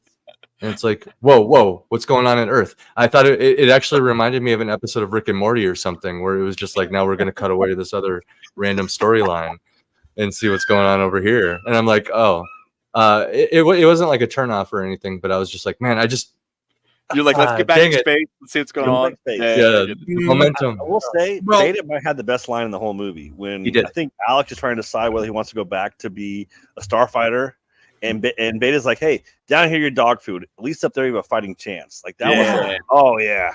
No, I'm all about it. Yeah. No, I love Beta as a character. I just like, it's like, I will admit that Jupiter had that problem of having two parallel storylines running, and the transition was never clean. And that was probably it. Both storylines are solid, but they both have this level of wide-eyed innocence to them. Even with the serious nature of what's supposed to be going on, it still has this light touch innocence that you just don't get anymore. But yeah, the transitions were really hard jumps, and that's what made it a lot. You guys still have IMDb up for the movie? Yeah. Who played the Navigator? If you Greg- had a gun to my head, I would have said Louis Gossett Jr. Who played the Navigator? No, it's. I don't know who it is, but that was not it. What was his name? His name was Greg, and that was Dan Greg, O'Hurley. Yeah. That was Dan O'Hurley. Yeah, he's got some name. As in Network. As No, in he was- RoboCop? Yeah, RoboCop. Him. Yeah, What else that's was the one. he in? No way. No Yeah. way. Same Yeah. guy. My Same entire guy. life, I thought it was Louis Gossett Jr. played that role in makeup. Wow. Well, no, you're thinking Enemy Mine. Yeah, that too. I thought it was the same. Ooh, I pitched that to the panel, to the That's other a good the movie. co-captains. I pitched Enemy Mine. I didn't see anybody mention that. I was like, gotta Like, watch that. Adult me's like, hey, his role in Starfighter got him Enemy Mine because he looked good in makeup and could act, but it's a different actor. Yeah, Dude, yeah, the Navigator. Now that you mention it, okay, so there was the makeup. Okay, the makeup. That was one thing where they failed at some of it. You see some bad aliens. Mhm. You see Yeah. some Oh, bad yeah. aliens. But you see some good ones. The Navigator is a good example of a good alien. Like the prosthetics Yes. weren't that bad. Like you His see a little laugh, bit of like this. he does that like the whole time. I love it. You see a I little like bit of to. his skin peeking through around the eyes, Yeah, but yeah. like it A actually little bit of white. Oh yeah. it I adds love, to it. in a lot of these old movies too, they find a point to say the title of the movie in the dialogue. Where it happens, I was just like, I wanted them to almost look at the screen like, eh. I love that. And then they're talking about the makeup effects being a little questionable at times. His like spacesuit just looks like cheap. And there's the scene later on towards the end. He's like coming back to I think Earth to get the girl or whatever. He's got his helmet on. It's all fogged up. It's like you guys don't have the technology. That's realistic. It's foggy. It's realistic. Yeah. No The ventilation. assassin that had the eyes totally offset, fogged up. they didn't blink or anything. Oh man. Oh yeah. Too Big funny. marbles on the side. No, I brought up the bad aliens because there's also good aliens like the Navigator. I think that was a well done use There of was- prosthetics. The one dude had like that glass panel would go whenever he got serious. Like, oh, Yeah. no. Dragon Ball, yeah. Dude, yeah, you don't see characters like this anymore that are so cartoony like that. You're It's just- so right. You know what he's thinking because his panel's in front of his face now. Like, oh, he's ready. Everybody's so And scared And to then the have high tech weep. And then There was the Oh, main go bad guy had that scepter with the blade. He kept like yeah. threatening people He with kept it. Like, showing me. What are you doing? He is There was a real bit of you right there. And so they were talking about doing a sequel for a while, and I guess it never totally got off the ground. But yeah, Zur, who's the son of the Galactic Force, the Starfighters, it's his kid is a bad guy, and he's working with the enemy, and he escapes their ship because they're turning on him, and he gets away, but he's still not. He's not a good guy. He still has bad intentions. So they're like, oh, there's a sequel to be had there. I remember the kid thinking, This little why is and this their scepter haircuts- scary? They got like lasers. Like, who cares Yes. about?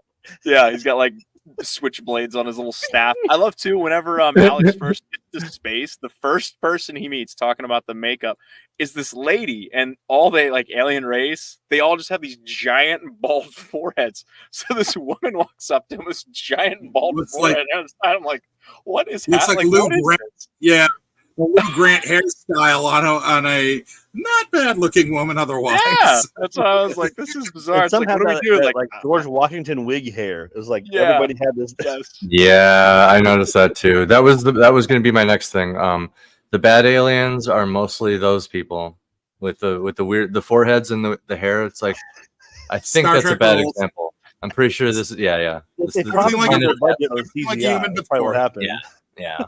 Everything, Yeah. you're just like a human, but you have a freaky forehead and different skin tone. The hair threw me off though. I don't know. Just have him bald or something. Yeah. That I mean, works. Boyhood me didn't care. Like, oh, they're an alien because their hair parts differently. Yeah, that's fair. The target audience was you're right. It was MD and I when we were kids was a target audience. We were video gamers, son of boomers that wanted to escape our daily life, and this movie hit all those things. Yeah. For sure. One other thing Oh, with the story too, Centauri's in the chat. The part where he's like he's dead and he dies. I'm like, oh, they killed him. And then later on, he's like, I was fine. I just had to nap while my body healed. It's like, It's only a everybody, you're flesh dead, wound. you ass. Like, come on. Yeah, right. Yeah. That gray face. That's his real face. That was pretty typical also for a lot of Oh. 80s stuff aimed at kids. Yeah. With To Centauri duck that too, bullet. I felt like that design. You guys played Fallout 3 and 4 or New Vegas, The Mysterious Stranger. Yeah, dude. Yeah, I can see help that, but yeah. wonder if Oh, I don't know. It reminded me of maybe there's no time. He has that cap and like the overcoat. Yeah, it's kind of like He looks like a noir detective. He's dressed Yeah. like Yeah, a noir detective. He has got a 44, he's and he got the shows up. In your, Hermes, he only maybe he it's shows up just only that in your look. time of need. Hermes He gets trench shot and coat. just needs a nap to get healed. He Yeah, usually just shoots and misses a whole bunch. yeah. He always I misses. can't help but wonder if that Centauri influenced whoever came up with the Mysterious Stranger's design on some level. I don't know. Centauri was well done. That was good. Yeah, he's a fun character. Oh, yeah.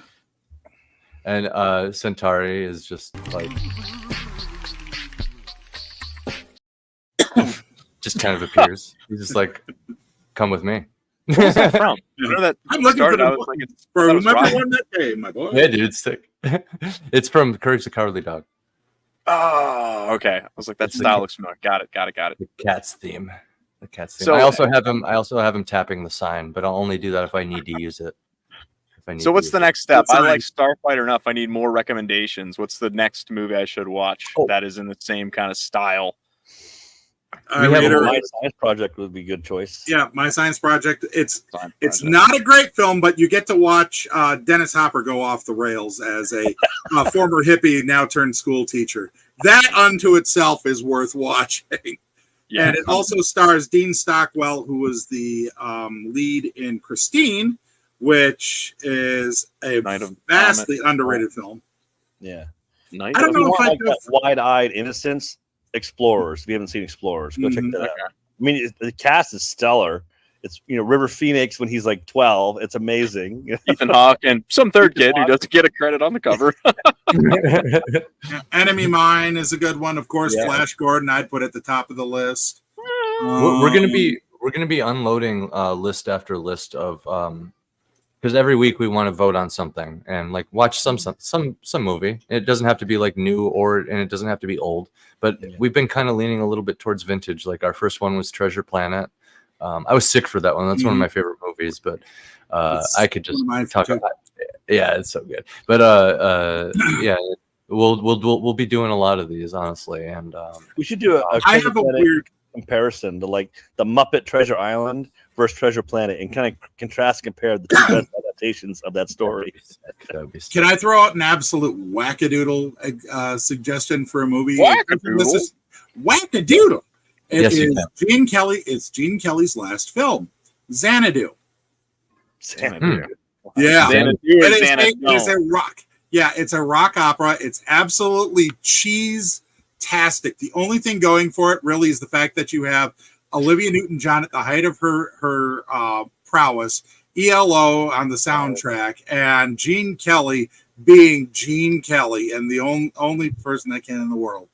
You don't know who Gene Kelly is, do you? What is the rock opera? Is it like space opera? Is another one of those? No, it's basically a Oh, here we go.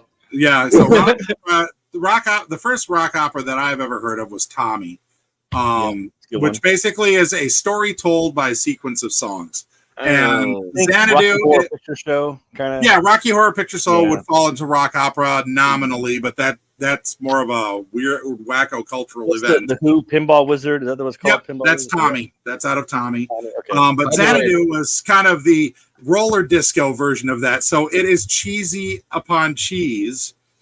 And it also is one of Joel Silver's, the Godfather of action films, first productions. Oh wow. That's what made me go, wait, what? But the music is great. Like I said, you got Olivia Newton-John at the top of the game. You got Don Bluth doing animation, and you have ELO just cranking out some massively good tunes. But Right. it's I the will watch the conceit. trailer. I watched the Yeah. trailer. Oh, I'm the not a- trailer is terrible. It's horrible. The trailer is Ah. god awful. movies that are for being into music, movies that are just music, like musicals and stuff. I don't think I've ever seen one I really liked. Something Even about people being Newsies? like, "I'm walking now, I'm singing." I'm like, It's- "Oh, stop, No, turn it it's not off." quite like that. Sweeney Todd. That's a Which good one? one. Sweeney Todd. Todd. Sweeney Todd. Which one? The Broadway or the Tim Burton? I saw the I Tim just Burton. Tim Burton's the famous one, but Broadway counts. I would say Nightmare Before Christmas too. Not to Tim Burton it up a little bit, but like yeah, Nightmare works. He did not direct that one. He only produced it. You're right. Touche. So Herman says War Games. That might be a good one given the current state of affairs too. Yeah. Well, if that's the case, you want to also look at Red Dawn. Yeah, Red Dawn. That's Sky's a good Little one. Kitties for Life. Oh, I that's a great watched one. Red Dawn. I just watched that. So one of the things my wife and I do for dinner is we'll usually turn on like first time watching because we always let's test these person's sense of humor. So did they watch Blazing Saddles? Yes. How did they react?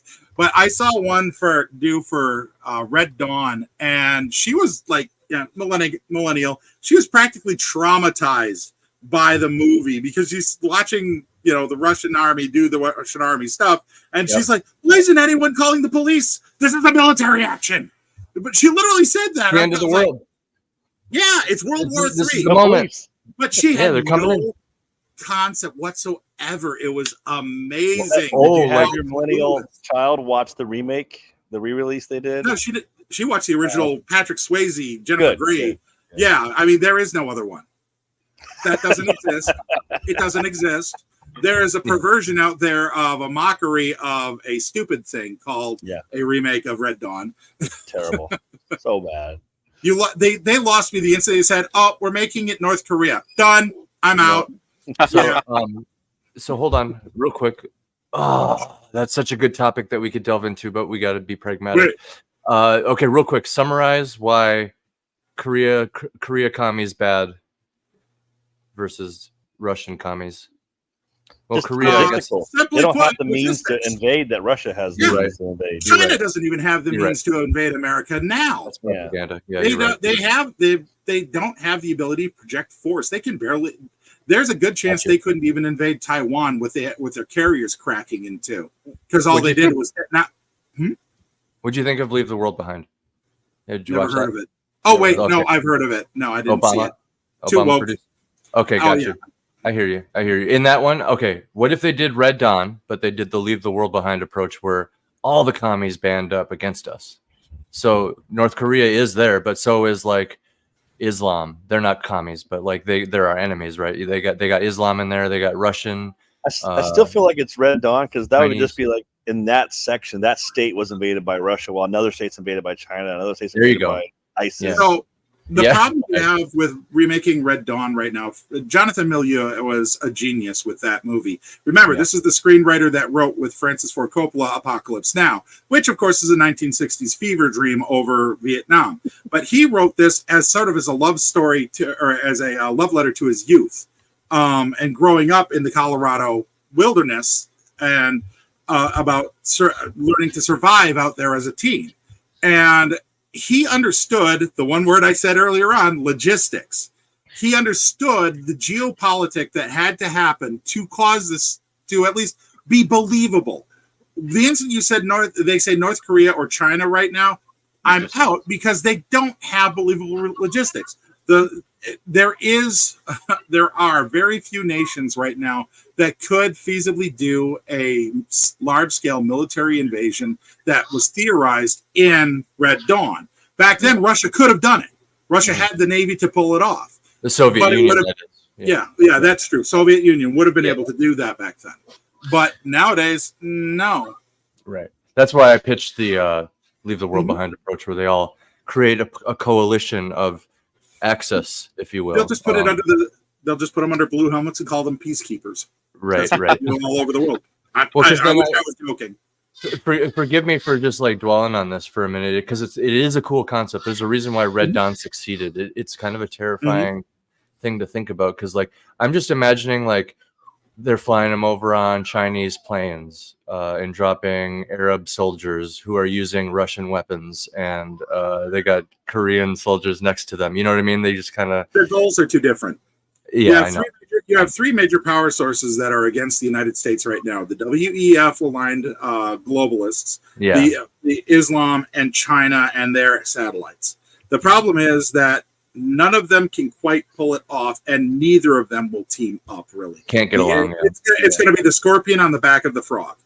Yeah, Yes, and in fact, it's- I think Russia just backed the West in a weird move recently with the Middle East going on. I don't want to get too far into it, but I think something like that happened. Like he's waging war with the West up here in Ukraine, but then like backs the West down here in the Middle East. It's I would say if anybody's really curious, there's a website called We Are the Mighty, which hypothesizes these invasion scenarios, and one of them is USA versus the world, and we kind of win still. So It all ends badly, right? well, it's Yeah. badly. Yeah. But it ends more badly for everybody else, right, boys? Right. yeah, Fallout. Oh, okay. I don't So know. the- I don't know how bad that would turn out. Yeah, right. The next thing, or the final thing, I should say, in the little bit of time we got left, book talk. That was one of our topics. I have it pulled up here because, as you can see, it's like its own thing. Yeah, I've never heard of this. I mean, partially because I'm not on TikTok, but So I'm in an authors group that talks about this a lot, and some people are very, very, very successful advertising their books through this. I haven't tried it yet, but there are people who are like, that's their income. It's just they have a advertisement through this. what? Might be Yeah. around in 6 months, because TikTok is going to potentially, all of ByteDance is going to possibly be forced to sell all apps in America in the next 6 months, Mm-hmm. because they just passed Congress and it is going to blow through the Senate like nobody's business. I'm So- nervous about TikTok. I thought about doing the author thing on here for book talk. I created an account and downloaded my phone. The very first thing I saw was boobies. Like, all right, I'm done with this app. Like, Oh wow! They actually It's- left it. Wow. It's admitted Chinese spyware, so no chance. I won't CA put it on my. Pence is not a fan either. Yeah, it's spyware. It is basically reporting everything about you and anything you can glean through you to the Chinese military. Not joking. It's already been admitted. You mean they're just going to find out how cool I am? Yeah. Come to my And house. what I'm on the the water. passwords are, and then they'll lock you out of your bank. It's all about and that's how they target you for psyops too. So yeah, we can go down this rabbit hole a long way with me. Well, my experience with it, I'm muted over here because the dog's barking. My wife's coming No home. worries. But my experience with it is and you guys can keep it going. I'm just going to scroll through Book Talk and try to chime in when I can. There are some inflated authors that, as you saw, there's almost 32 million videos here. So like this is a very active hashtag. Like we all kind of so CA Pence had a active. reaction about it. It's dead. It's dead internet. Books Right. a It's all- Million has a book talk section now where like people who are featured in TikTok through the book talk hashtag have a section in Books a Million now. Jeez. Yep. I What about would never. Bookspace? Did they do anything cool like this on MySpace? But yeah, what I was saying though, inflated authors. Oh, yeah. They're There's Yeah. popcorns They'll- all over this.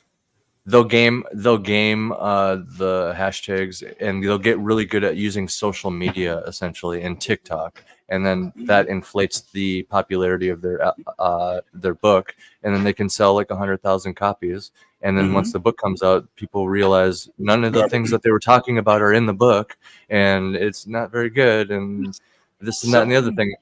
There's a few examples that I don't remember the name of. Something but- about this display right here where I'm watching the book things and they're like reanimating over and over, and I'm like, ah, and then the background's all on fire. I'm like, oh, okay, this fits. Yeah, it is a dumpster fire. I think this fits. It tracks. Where the bros I mean- at? There's all these ladies everywhere. You gotta give them credit. They sell a few 100,000 copies on a one shot, and then they disappear and they come back as somebody else and do it again. Exactly. Yeah, The point I was getting at was I remembered one of them. It was her backstory was one of the things, and the things that the content she was creating, like she'd come up with these quotes from her book, and then that like never happened in the book. And then her backstory, she had a tragic backstory. Like I come from nothing, and look at me blowing up on TikTok. I can do the thing. And then she did the thing, and people did their research, and comes to find out like, no, your family's rich. Like you actually come from everything. Yep. Everything. So Maybe is nothing a Like place. that one New York Times reporter. Nothing Iowa. Yeah, nothing Ontario. I don't know. Mhm. I come Oh, from yeah, it's- nothing. Eh? It's a lot of fraud. A lot of fraud. Yeah, this is. I don't know. There's too much going on here. There's a lot to be looking at. you're cracking me up over here. I burst out laughing when you said that. Yeah, I and muted it it. probably comes down to like author integrity too. Like it's no secret I'm an author. I want my legacy to be my books for my generations after me Preach. to celebrate. I don't want to have this one shot sell 100,000 copies and then I disappear. Like that's not a legacy. That's like it pays off a car or two. You know, it's not doing greatness for my Right. family for eternity. Your legacy is crap then, right? Because Yeah. they're inflated. Like Also, I'm specifically yeah, talking no, about legacy's inflated. forgotten. Like, they don't know That's- who you yeah. are in 50 years, 100 years. Okay, so that's an interesting thing. If you had to pick, you get to choose. You can do a booktube and you sell, I don't know, 20,000 books, but that's it, you're done. Or you can do the slow grind and maybe over your entire career or something, you end up at 18,000. Which route do you take? Definitely I'm B. taking- Yeah. I'm taking the second one because I'm doing it already. Yeah. Seriously. I mean, I'm slowly climbing up the ladder and I'm learning where to grab that next handhold. And these I have a things are counter nice, but question. they're okay. Bumble thesis? I do have a counter question to Evelyn, but finish your thought first, Boncher. That was Oh. it. I'm sorry. Yeah. I'm just laughing. Oh, at names. okay. Yeah. Am I a time traveler in this scenario? Between these choices, because if I have a path of guaranteed virality, right? Then Yeah. I can put an important message out, and I don't know if I know ahead of time, I can make sure that book's as good as possible. And like That's what I'm kind of getting instead at. of Like, yeah, Right. is it I'll worth throw- trying to do this? Is it worth fishing in this pond, as it were? Let's Right. throw out a counterfactual then. So, would you rather be successful in your lifetime only to vanish shortly after, or be like Vincent van Gogh and not sell anything until after you've died and become immortal with people Interesting. worshiping your basically supping at the author or at the font of your knowledge? Oh, the Or first like one for sure. Lovecraft, or like a Lovecraft or Poe. Didn't this and or like there's that poet, the female poet. Who's that poet? Virginia Woolf. Well, I'm currently on the Van Gogh path, I think, in this scenario. Yeah. Could be. Yeah. I mean, In I wouldn't mind simply finding out that, I wouldn't mind die, go to heaven, and discover that my books lasted for 700 years. Yeah. Right, Be like, right. Pilgrim's Progress or Beowulf. I'd love to find out that my books did that. Even to expand on that, let's say like my series, I finished the series. I don't get rich off it, which is fine because you kind of see I'm kind of okay as it is. 1,000 years from now, when I'm in heaven with Jesus hanging out, hey, check out the movie of your books that got made 500 years after you died. Oh, neat, For real. So yeah, Man, I did they think screw it up? that guy is not like that. that is like the good question though, because it's like, yeah, it just reminds me of the Tesla quote, right? I think he said, "The present belongs to them, but the future for which I have seen belongs to me, or is mine." It has different variations of it, but he basically says like, "Yeah, my life is effed right now," and he knew it because like the government and everybody was after him. Basically, at the end, they're following him and spying on him and shit. The dude was just withering away in his later years. But anyway, he knew though what he had, like hundreds of patents, like of future technology, essentially that he figured out and was kind of hoarding. And He's not wrong. Kinda. I mean, we Yeah. talk more about him than Edison anymore. exactly, yeah, and that's the present. Yeah, so like if I could choose, I would definitely say I would want my stuff to last hundreds of years. Yeah, just like spend my life really grinding and focusing. Like, okay, I know this is gonna last. I know this is gonna last. I know this And is if you gonna last. do it steady Right, enough, what's- I feel, and my heart is my ultimate goal, is like maybe not my children, maybe not my grandchildren, but maybe their children don't need to work as hard because of what I've created is producing something for them to live off of. Exactly. And you know what I just thought? Like, then you wouldn't waste any time on any like side things that you need to do out of monetary posterity or just any sidetrack conveniences. You could literally just kind of focus on the goal, right? Like, if all of my work would be remembered, then it would make me choose what my topics are more wisely. Or if just my spirit animals work was going to be remembered, well, then I would just focus on spirit animals. Why even bother with anything else? Like, that's going to be what's remembered. So like, I'll go really hard on this and make it really good, kind of I thing. will say one thing that's cool about BookTube here and all of this, and sort of hitting on that broader point. There's a lot here. Like a lot of people are doing this. I like reading. I had thought was sort of on like the decline, or not a lot of people are into it. But this is, unless it's just for this solely. I mean, there's a ton of young people on here that are promoting books and that are writing books, and reading books, and that's kind of cool. And something I'm taking away from this, like, oh, books are alive and well, and there is audiences out there that you do have that potential to reach and carry on and all that sort of stuff. So you actually made a good point there, and you actually made me want to search comics. Is You it gonna be like can- 2 videos? Yeah. Well, there's all kinds of comics, but there's a thriving there's a thriving and like, okay, check this out. This can be a format like Iron Age. Listen up.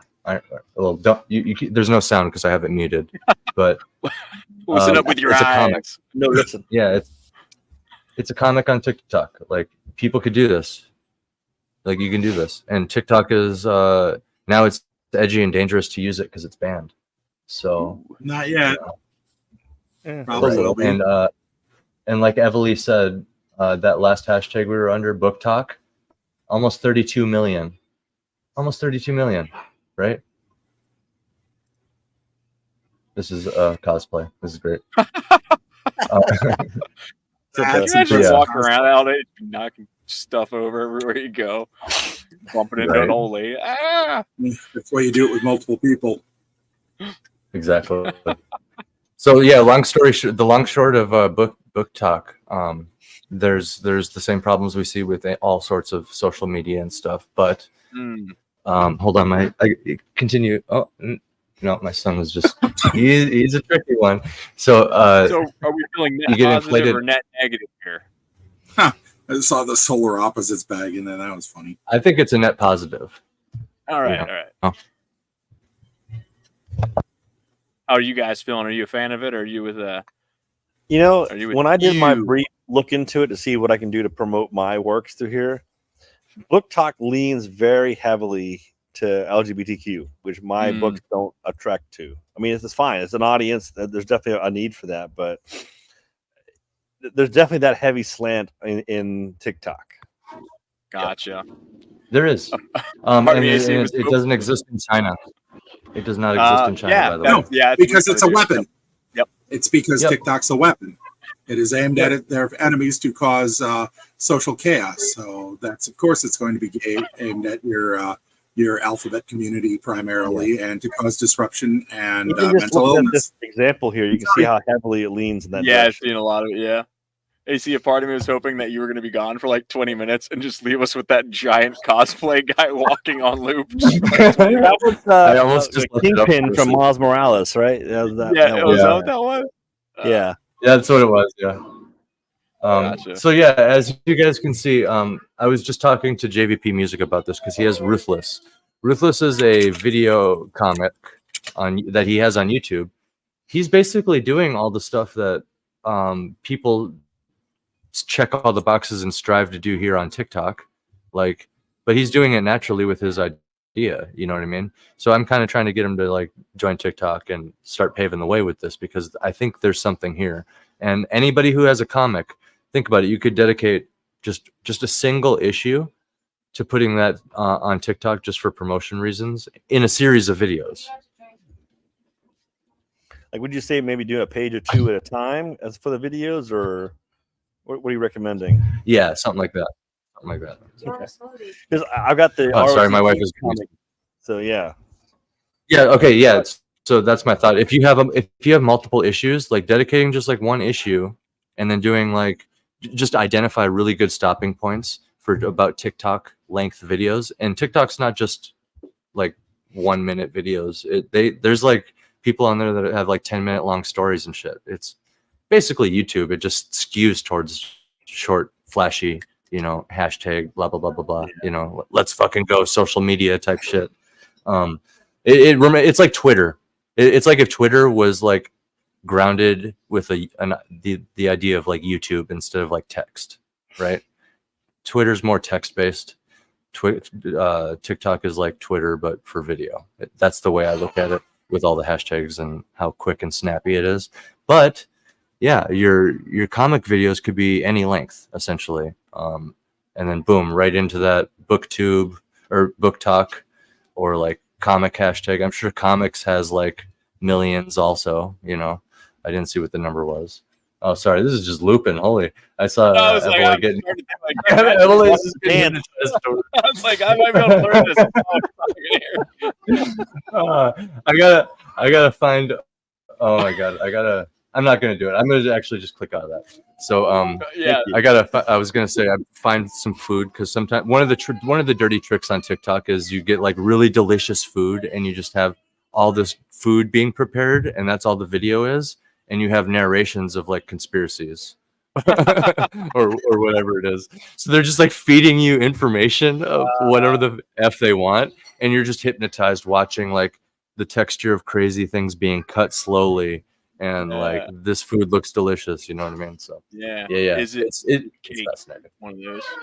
That's a fun one too. They just like pick up a Yeah. shoe and they bite it, and it's made out of cake. Like, oh my god, that wasn't a shoe, that was cake. And they pick up like a hammer and they bite that, and then like a car tire, and it's just all cake. It's all cake. It's all cake. Everything. It's all cake. And then you start looking at stuff around the house. Like, do I have some around here? Is this cake? Try it. So I know most of us are authors, but you're a musician, Evelyn. So was there a music tube?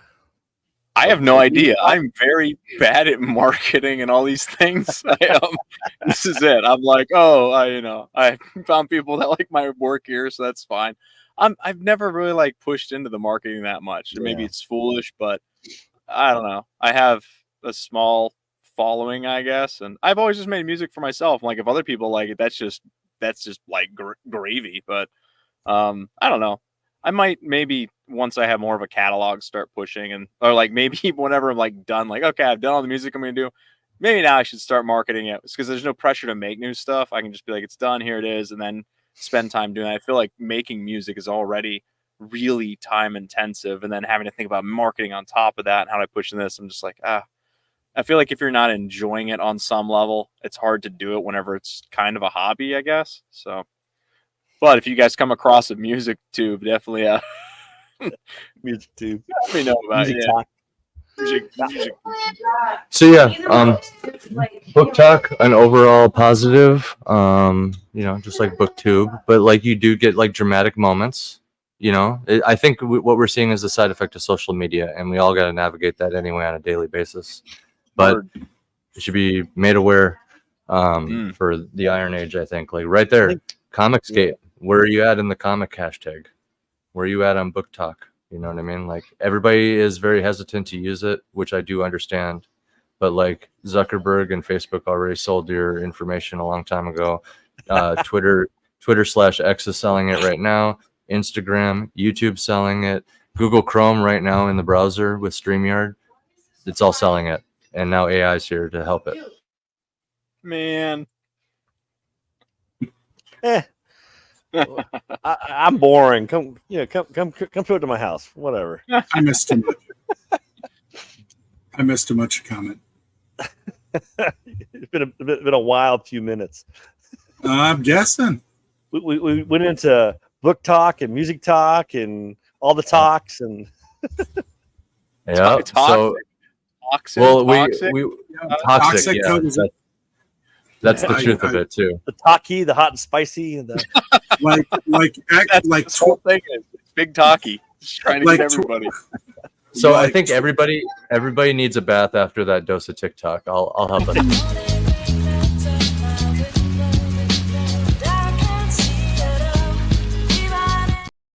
I feel worse. Use Dragon Ball Z. I know, right? I'm sorry. I don't. That TikTok is the same. I have the same attitude towards TikTok, but with more vitriol than I do with TwitX. It doesn't exist. Yeah, I'm ignoring it with prejudice. Apathy, silent contempt. Silent contempt is a great expression for it. Mikazatsu, I think, is the term for it in Japanese. Mikazatsu, I believe, is the term for silent contempt. They have a word for silent contempt. I'm going to shun you. Speaking of which, I had my mind blown when I found out that the Finnish have a word for wandering around aimlessly in the woods. And I'm like, okay, let's get some specific here, Farfig Nugan. But yeah, anyway, I think we're going to wrap it up. So real quick, we will go around and we'll just kind of go straight down the line. How about that? Evely, you start, and then we'll go Boncher. Hi, everybody. We're saying goodbye. I'm Evely Music. You can find my music on any streaming platform. I did 3 albums of like chiptune metal rock stuff. And then I did an album that was like 8 songs that was more death metal-y. And I've done music for a lot of people in our little circle here, including Mr. McCoppin right here. And I believe we're going to be working together again in the future. So doing all that, currently working on a song with Chill Kid 2. That's going to be cool, like a little double LP thingy. And we're getting some art for it. That's going to be, hopefully it turns out awesome. It's like Sega Genesis covers and it's like me and him. We're going to be back to back in like 80s and it should be good. So that's me. If you like metal, if you like chiptune, go give my stuff a spin. Or if you know somebody that does, tell them to go give it a spin. And I think that's about it. Well said. Well said. And Evely Music in the chat has been just backing you up the whole time. He shut up the horns. Thanks, what a shill. What a shill. See there, he said that. Boncher, where can they find you? You can find my main my main outreach in www.resonantmedia.art.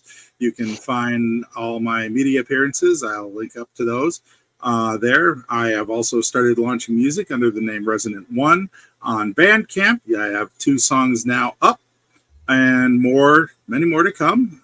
Plus stories being dropped on Substack, and you can also always find me on Amazon, Smashwords, Apple, Apple Store, Walmart, Books A Million, pretty much anywhere in the world. You can even order through your local favorite bookstore as long as they're connected with the Ingram Spark system. So, ta-da! My next appearance, or my next show and appearance, is going to be at Rise Up Con in Seaverville, Tennessee. That's Kevin Sorbo's new Faith and Family Fan Con. And so we're going to be vending there. And otherwise, after that, we'll be at the West Virginia Ren Fest for 2 weekends. And in between all of that, it is going to be at LibertyCon. Unfortunately, that's all sold out. So I'm going to be a guest there on panels and whatnot. So if you're on your way to LibertyCon this year, I'll see you there. Oh yeah. And real quick, would you be interested in being a fill-in in future shows? Is this kind of a show that you liked? Yeah. I'm down to clown. Yeah, stay stay available, because I might get sick. Right now our other co-hosts, shout outs to Ultimate Kahuna and Bat Sauce, they're both in the air. One's on I feel like they're like on their way to their homelands. Both of them are. Like, one's like on his way to Italy and the other one's on his way to Hawaii. And I'm over here like, okay, I'll pilot the ship. Let's go. But yeah, real quick, Eric Wog says good night, and I have to. So if you know, McCoppin, where can they find you? Yeah, the paladinbooks.com has my my favorite series of all the series I'm writing. Book 2's out in June. As Everly said, you might actually find some of his music on my site. You can listen to that.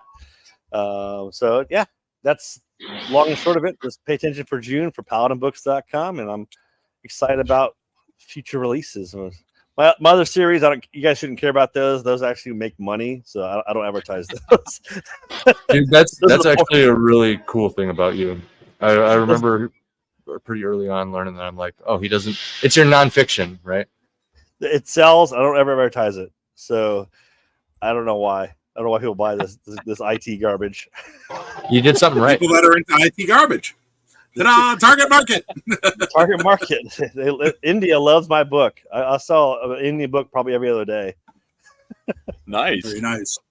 Abigail Grace too, right? Based. Abigail Grace doesn't sell for shit. Oh, I sold maybe 5 out of 6 of those.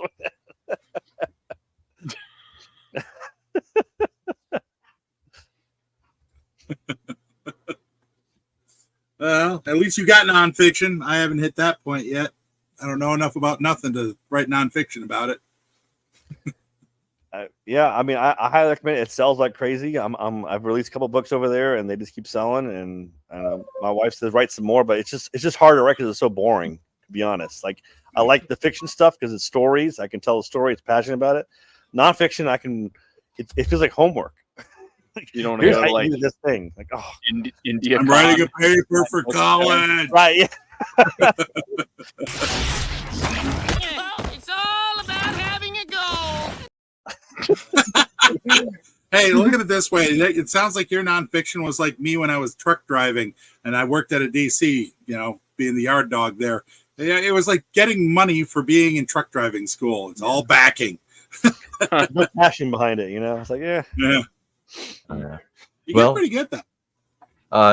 Thank you guys for coming on. Appreciate it. Thanks for having me. Love to have you all back again in the future. What we're doing for guests is when we have Evely, you got music. Like everybody has their thing. Like even macabre nonfiction, etc., etc. It's like I got music, fiction, and art. Right. So when we need like an expert guest, right? That's kind of the route that we're going for as far as guests. Like with talking about Snyder, if like for some reason we knew somebody that like worked with Snyder or like his cousin or something, that would be a good guest. Or like a Snyder expert, right? Somebody who's like a huge fan, maybe. That's also from Iron Age or something. Yeah. So that's kind of the route we're going with guests in the future. But like, yeah. So it might not just be fill-in, is what I'm saying. If like there's some sort of like theme for an episode. But those listening can find me on Amazon, amazon.com/author/AC Pritchard, x.com/A_C_Pritchard, pritchardpub.substack.com, and for free content, acpritchard.substack.com. That's my Spirit Animal series, and that's the setting that won the first ever Pritchard Pub one-shot that we're going to live stream. So that means a bunch of cool Iron Age people are going to be running around with magical animals here for everybody to see. And I cannot wait because I'm kind of aiming for more like established players or people that I know for a fact will like, because we're going to need to keep a timely manner, right? I want to be like all within one stream, complete story, let's go. You know what I mean? So it almost has to pace like a movie. And I'm going to need to like be strategic about it. But I'm going to have fun. Thanks to everybody for watching, and thank you guys again for coming. Until next time. Bye con Dios, all. It's time to step away from the pigs and the overlords that say that this is the way to do something. This is the way you must tell a story. This is the way that you must jump through our hoops in order to be recognized as legitimate. No. You best start believing in ghost stories, Miss Turner. You're in one. Me chest, lad.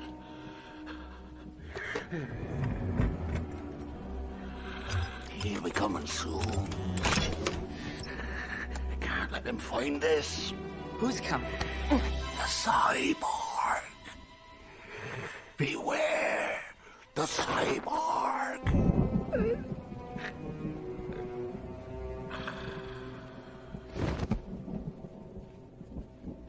What is best in life?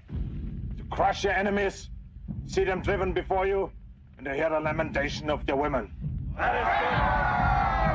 People say no. People say no these days. They see garbage like Halo, and they see what you could do, like Fallout, and they still say no, because it's not enough. It's too little too late.